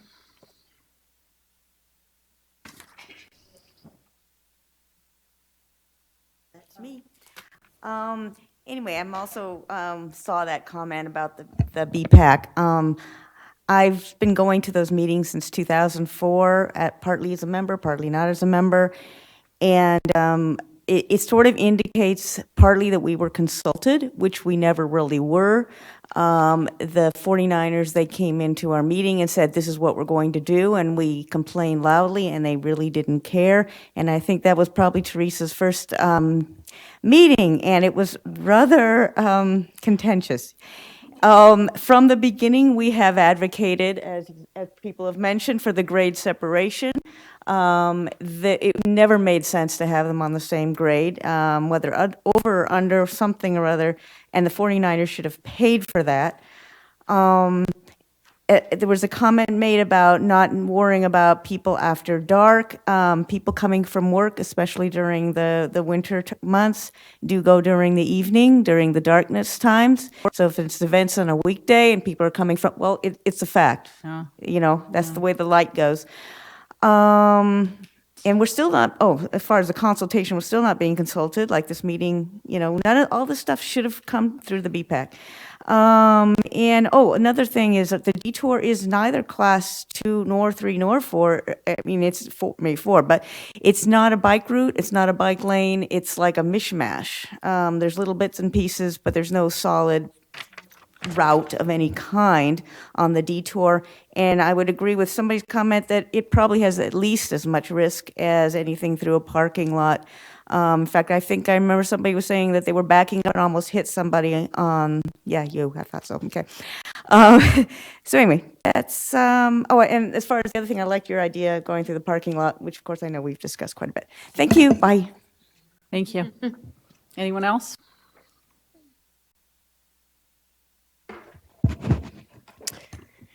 This is so simple to solve.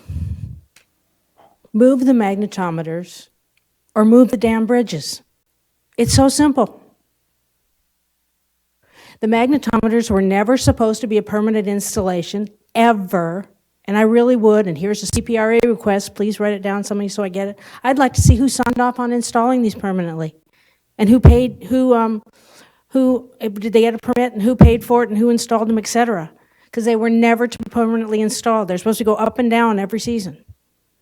So move them to the other side of the creek. Problem goes away. We've had all our placemaking things that says pedestrians and people on bicycles know how to get along. They have set up intersections where there's no control of cars and people, where people figure it out. Let's do a pilot program. I think a mandate needs to come down from this council that says, do it. Stop making excuses. When this was passed and this EIR was signed off, when Patty was the mayor, how did they think this was going to happen? Pixie dust? Is that how people were going to get from A to B? Fly? I mean, just do it. This whole thing about Homeland Security is the biggest pile of BS I've ever heard of. I've been out there with Homeland Security myself. And what that letter says is might. It doesn't say does. And some of this information that your professional staff has put out is crap. It is absolute downright lies. And I think if they're not on the team to open it, they need to get off the team. Fire them. Because this needs to be opened. This is a public resource that's being stolen from us. And you're part of that malfeasance when it doesn't get fixed. So this needs to be reopened. And no one has brought up the terms of ADA compliant. Any of you that come up with one of these great ideas, strap your butt in a wheelchair and you see which one works best for you. Because it's a long route to take it around the other side. Thank you. Let's not forget that compliance too. Thank you. Welcome. Hossam Hagag here. First, I want to note that Cedar Fair is not here in the room, and that's not necessarily a ding to them, but it's what I'm seeing happen is that the 49ers don't want to take responsibility for any of this, and they're throwing it off and trying to find some alternative solutions that impact everybody but their bottom line. And I mean, you look at the green trail, which is proposed as the next best solution after the current blue trail. That's the main entrance where all the attendees for Great America Park walk through. That's where the cars come in through. When they go through in the checkpoint.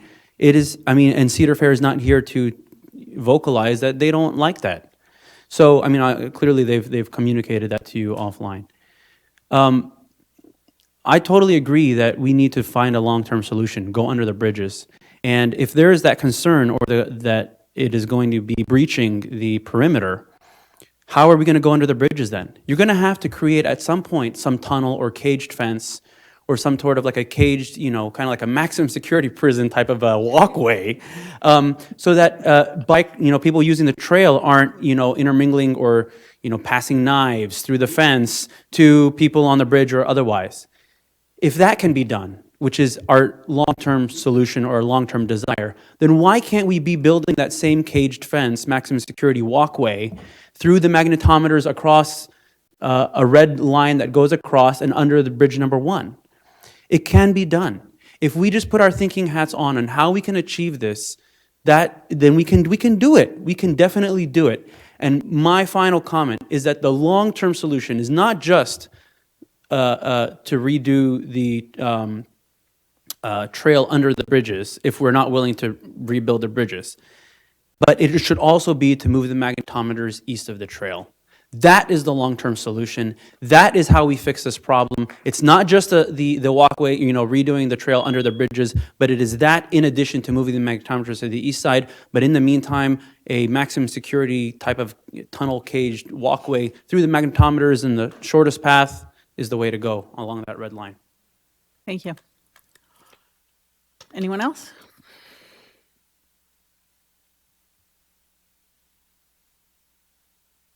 Morning, Welcome. everybody. Jim Mercurio, Vice President of Stadium Operations and General Manager of Levi Stadium. I sit back and I listen to the different recommendations, and though I do appreciate people's input and their insight in trying to solve for this very complex issues, there are a number of things, and the chief alluded to it tonight, that are better left said in an environment where you're not compromising the safety and security and the integrity of them systems. I'm all for transparency, and by virtue of these statements, I am not trying to not promote transparency, but when you want to give answers to some of your security and safety issues to the bad guys that want to try to do you harm, I'm not interested in that. What I am interested is trying to find a long-term solution for this, and we've said that all along. These issues that are presented today, I have only seen 3 of them. This is the first time this afternoon that I saw Mr. Doyle's, or 2 of Mr. Doyle's, I believe. There was option 1 and option 2 that doesn't take into consideration a number of things. Building a fence along that pathway doesn't take into consideration the emergency route that the fire department has authorized and has mandated we keep. That is an emergency exit for emergency first responders. So it's not as simple about just building a fence across it. These are the things that when people make decisions or they make ideas in a vacuum, don't understand the impacts. And so what I'm asking for you is to really take into consideration the professionals that do. It's just like I wouldn't challenge Mayor Gilmore on anything with respect to real estate. And I wouldn't challenge you, Mr. Doyle, with anything with legal. What I'm asking for all of you is to be mindful of those folks that do understand how to run a business of stadium and managing stadium operations, like I do. 25 years in the business. There's 31 years of your chief. There's countless numbers of people who support the chief, all in an effort to be safe and secure. There's no benefit here financially for any of us. There's no benefit from this, keeping the creek trail closed or open. It is purely a safety and security issue. I've sat and had great conversations with Teresa O'Neill, and I want to continue to have these. She enlightened me with a program called Vision Zero. Vision Zero was something that was in Sweden, I think in 1997, that they're trying to bring over here to separate pedestrians and bicyclists because people are dying because of it. Yet we want to consider putting systems in place like this that is in direct conflict with that concept, direct violation of it. Why would you subject yourselves, much less your citizens, our customers, in a position of putting their lives at risk? When you have an alternate route, though you might not like it, is much safer than what is on the table here. So what I would suggest and would ask is you have that. Come out to the stadium, please. I will join you. I would love to show you all the different challenges and how intricately these things work. Continue with the bypass until you can find a solution if it's under the bridges and we find a solution to secure the bridges. But you should also know that those bridges are also part of your asset. And if any of those bridges were damaged or rendered useless, your stadium would be rendered useless. Okay? So listen, enough of the political stuff. Let's find the solution. Let's work through together. Let's have the Bike Coalition be a part of that decision. They've reached out to me. I've reached out to them. We're committed to do that. But we have a safe alternative. Let me tell you something else about why that doesn't work for this concert. There's 5,000 to 7,500 people that are lining up there prior to going down on the field. So these are, when you make these recommendations, you don't have all the facts. And so you shouldn't really kind of push that forward unless you have all the facts. And a very wise man told me, and I'll leave you at this, and it happened to me, my father. And when he said, son, if something doesn't make sense, you probably don't have all the facts. And ladies and gentlemen, you don't. What I'd ask you to do is really lean on your professionals that know this business.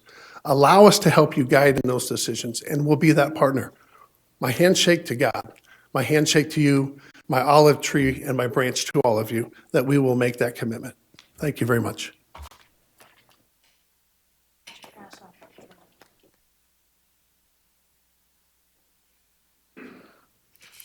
Okay, after all that, Stadium Authority? We have a motion.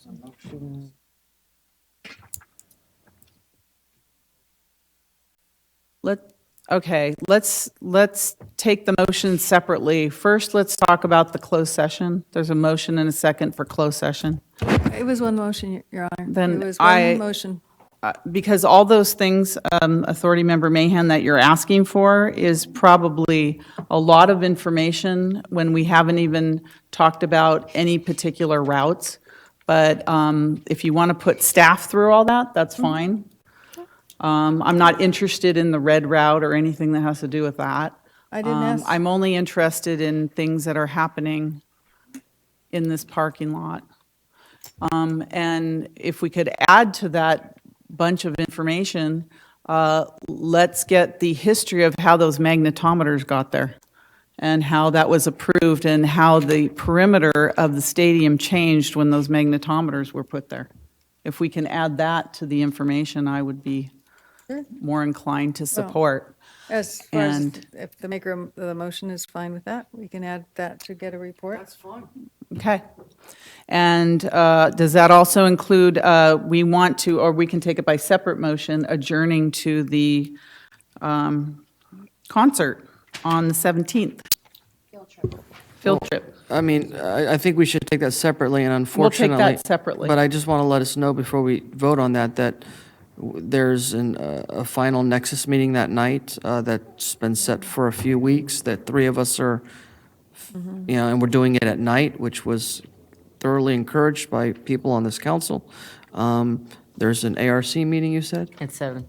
So, I mean, Is there another upcoming event? I mean, we don't all have to go at the same time. If Not there's till the another soccer event games. sometime soon.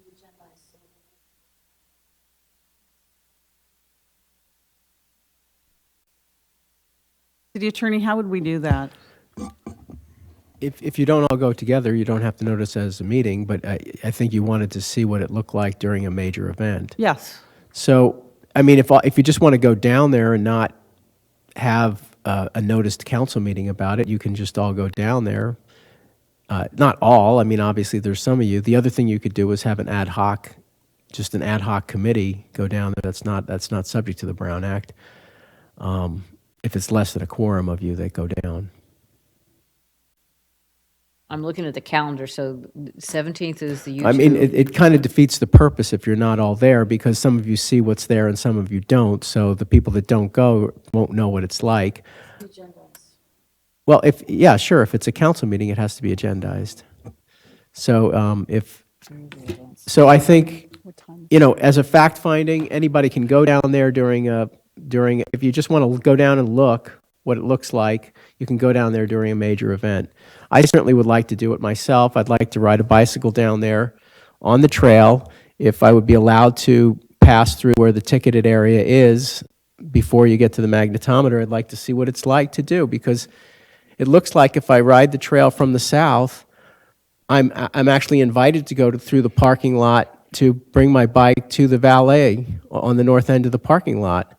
So I'm really, really, really struggling how routing some kind of trail through the parking lot is any more unsafe than the current condition. But because you have ticketed people who are allowed to do exactly that. So I'd really like to try that to see, to understand the statements that this would be unsafe, because I'm really trying to understand that. Madam Mayor? Yes. If I might make a suggestion, since we're going to take the attendance issue separately, when is the, if not on the 17th, when is the next event? And could we just, Not till July. Because there's the No, Charlie it doesn't Wiedemeyer matter. game, but that won't be No, very that won't be big. anything. It won't be very big. So July 23rd is Madrid versus Manchester Yeah, it's United. July. Yeah, And then July 26th is the we Gold got to Cup solve final. this before that? Well, And then- the event starts at 6:30, so it would be earlier. So I don't Is know it what 5? time your meeting is for the Nexus study. Is it in the evening? Like, what time is The it? meetings were at 2:30, and I was instructed by our staff that those meetings, that we need to have one later, and I tried to accommodate, so it starts at 4:30. Look, I want to be a team player here, so. Your you know, meeting's at 4:30? I thought It's it was at- in the evening. It's at 4:30 Oh. till It's 6:30, 6:45. It's after work kind of hours so that Yes. the business people can be there. I think we probably should adjourn to that, just in abundance of caution, and make it a notice meeting, but that will be separate. But I also don't want to lose track of the permanent solution, so Madam Mayor. Yes, well, that will be a let's separate motion dispense after with the that. first motion, Okay. then we can go to the second motion, which is the permanent solution, and the third motion would be adjourning to that, out of the 17th at Fair enough. like 5 o'clock or 5:30. Okay, so the first is the Closed list of session. things, including the history of the magnetometers and closed session. All right, lights on that motion? And that passes unanimously. Okay, second motion is permanent solution. Teresa? So I would like to move that we, because I instruct staff to, I think, restart the process to do the engineering work and find the funding to do a grade separation of the existing San Tomas Aquino Creek Trail as expeditiously as possible. Making it a priority? Is that part of the motion? Well, expeditiously. All right. Motion second. Public input on that. Please come forward.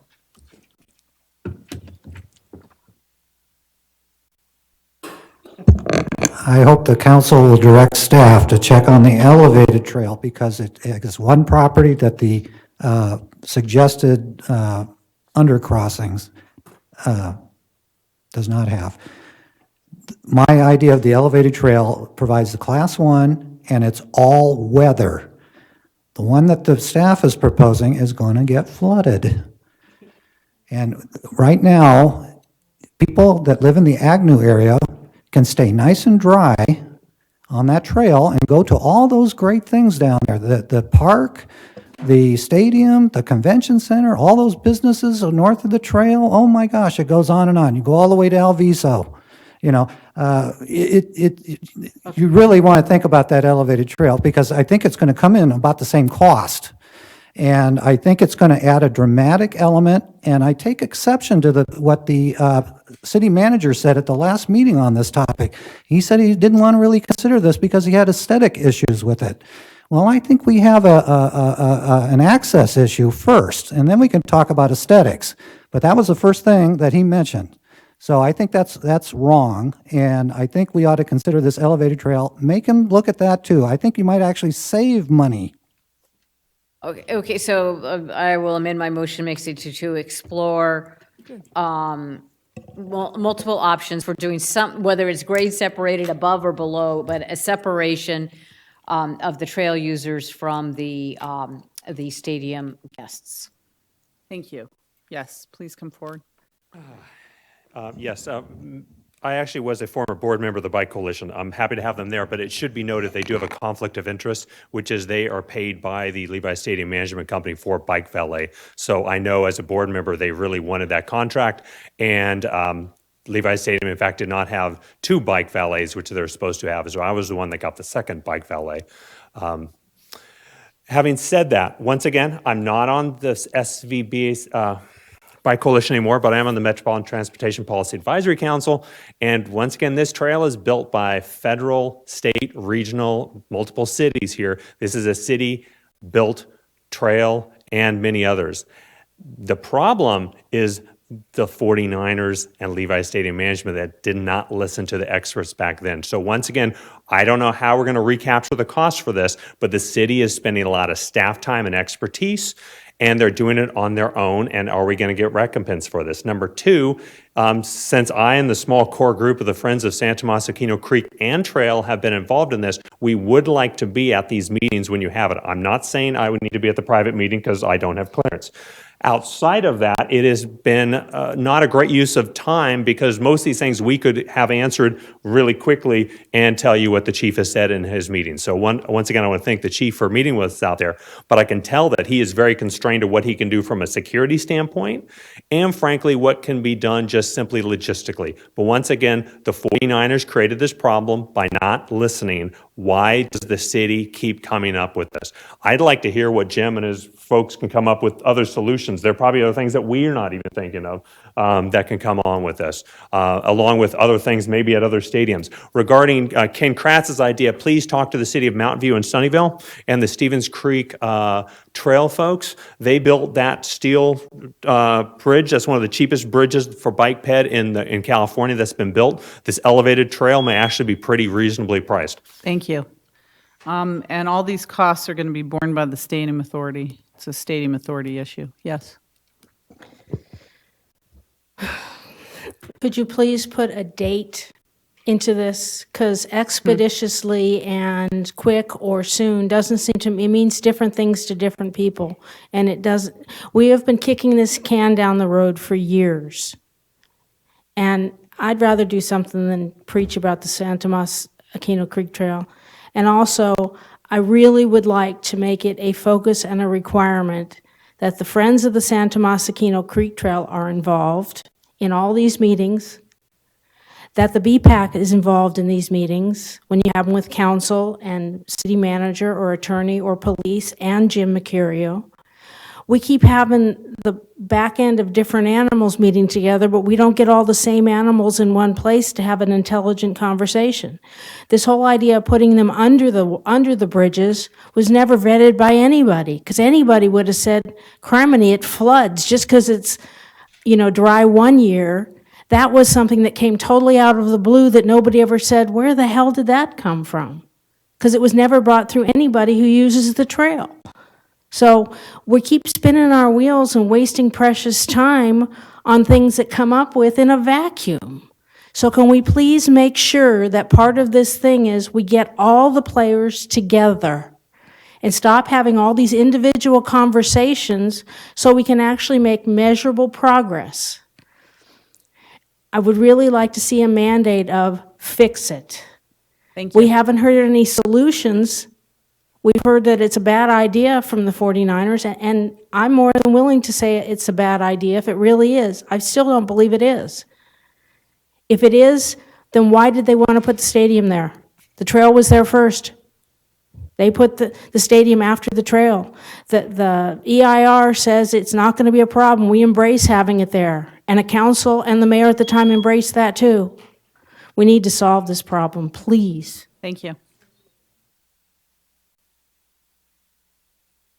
Sam Hagag here, and on the issue of the motion, I do want to second the idea that you should set in your motion, instead of saying as expeditiously as possible, to actually set a date, because we've seen this time and again. I mean, we've been working as expeditiously as possible to fix this problem for 3 years now, so that doesn't seem very expeditious to me.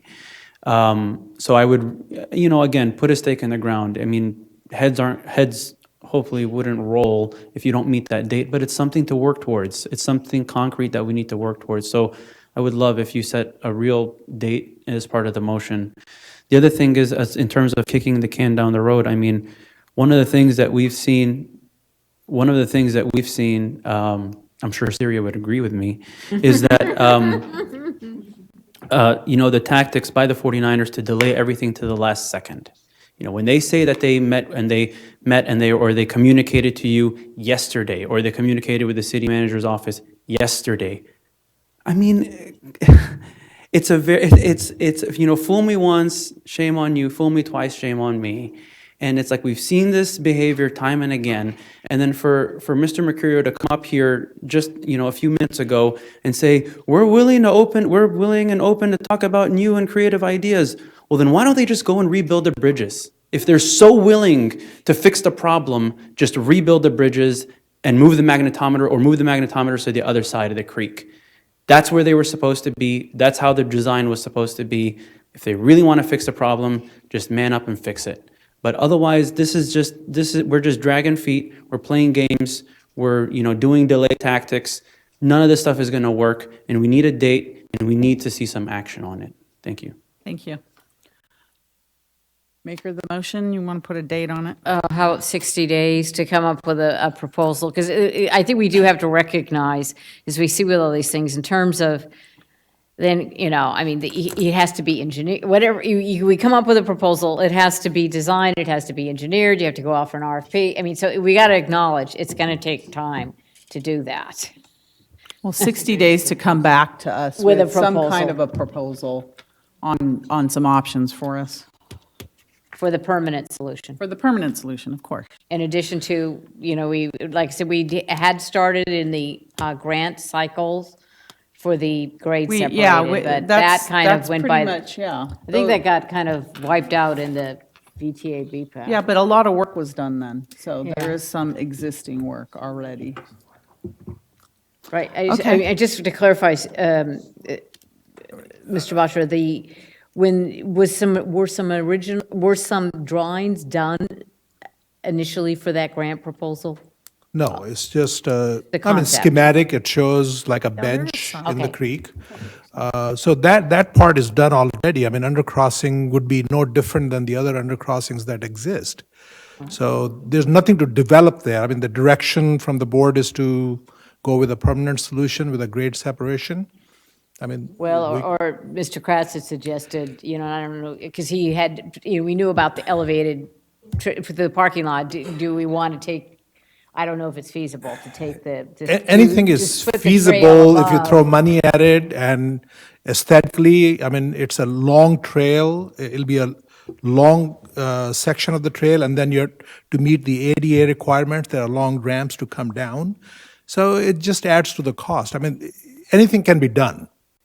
So I don't know where you're talking about putting this bridge or what this elevation looks like, but the cities and the current public right-of-way is the current trail and toward the creek. What happened was in 1975, the city reserved for itself an easement on that side of the creek when it dedicated the land to the water district. So the city actually has the property rights to have the trail where it is.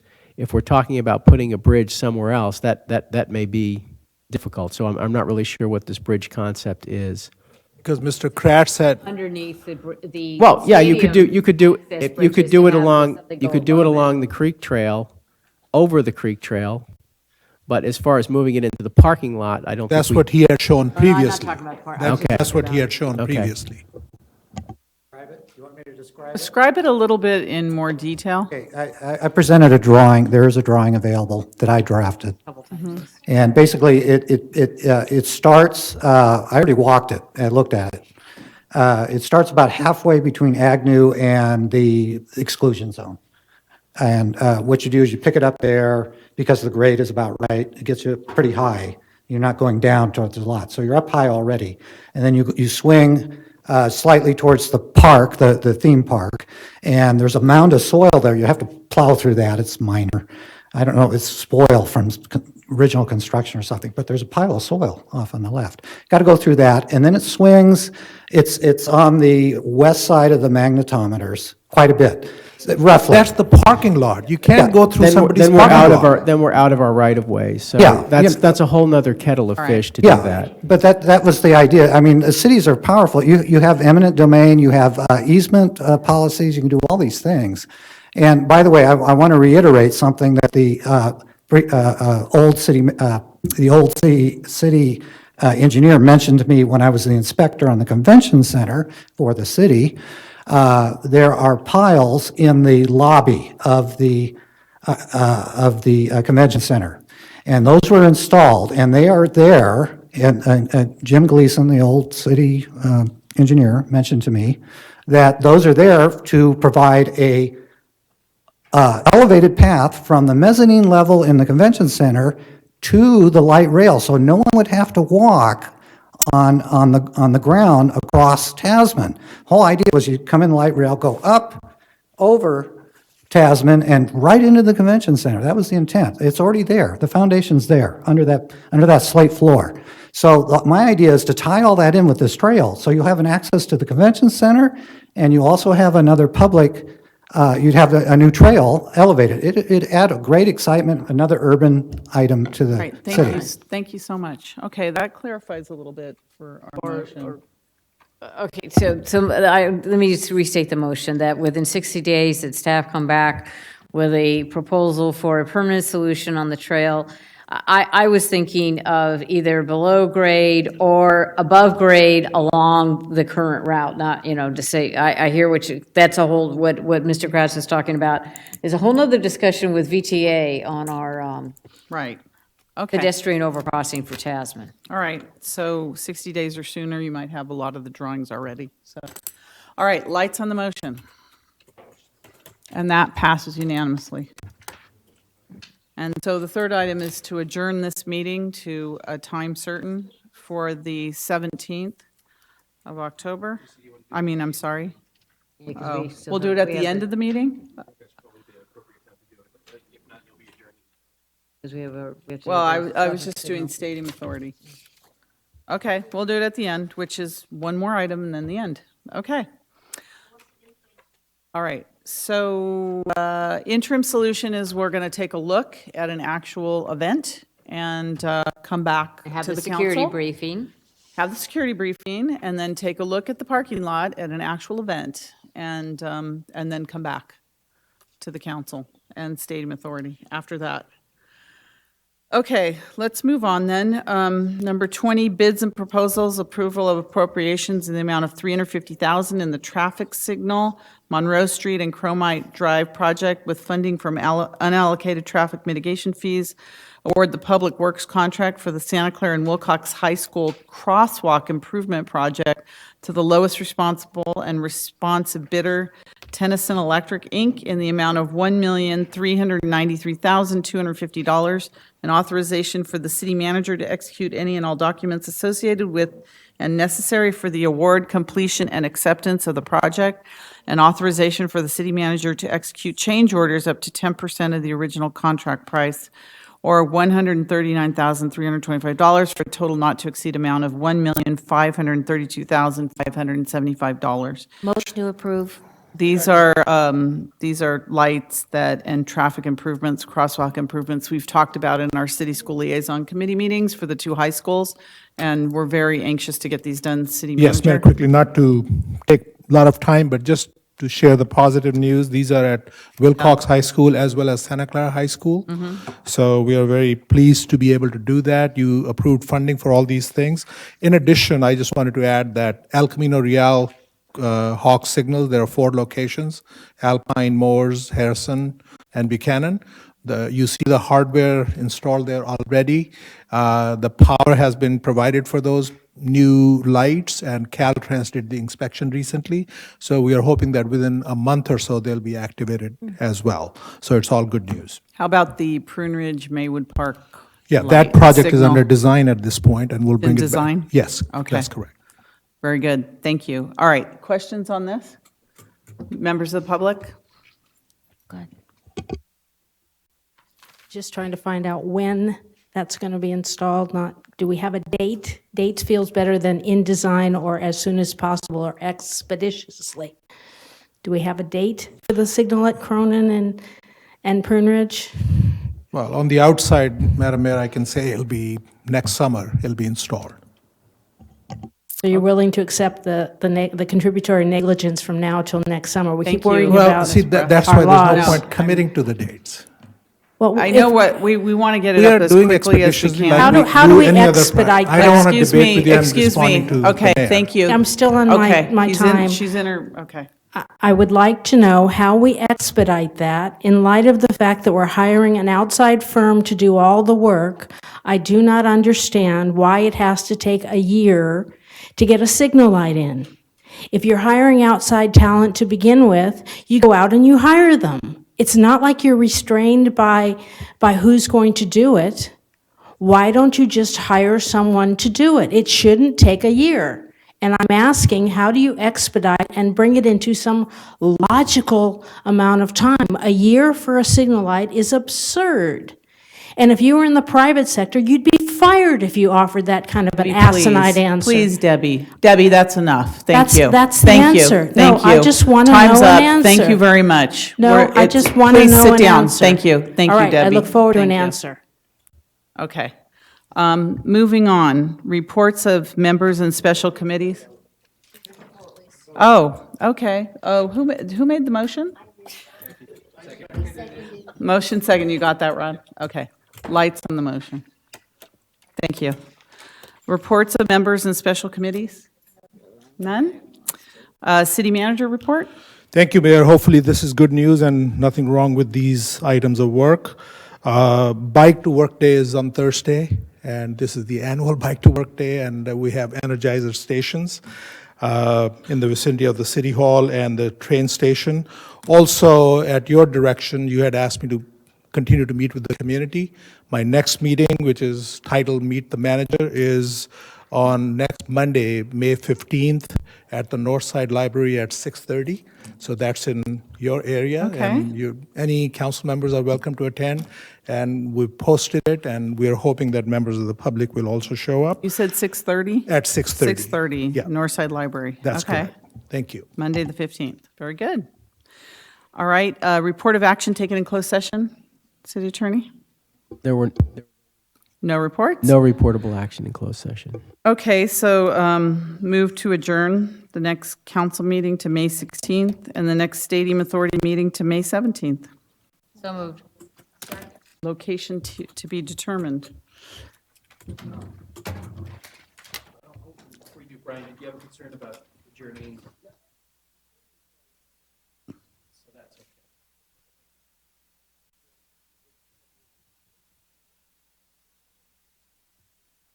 To adjourn to. Okay.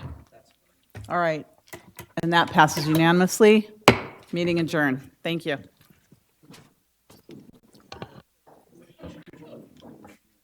I think. Yes, my client. Made a motion to adjourn, right?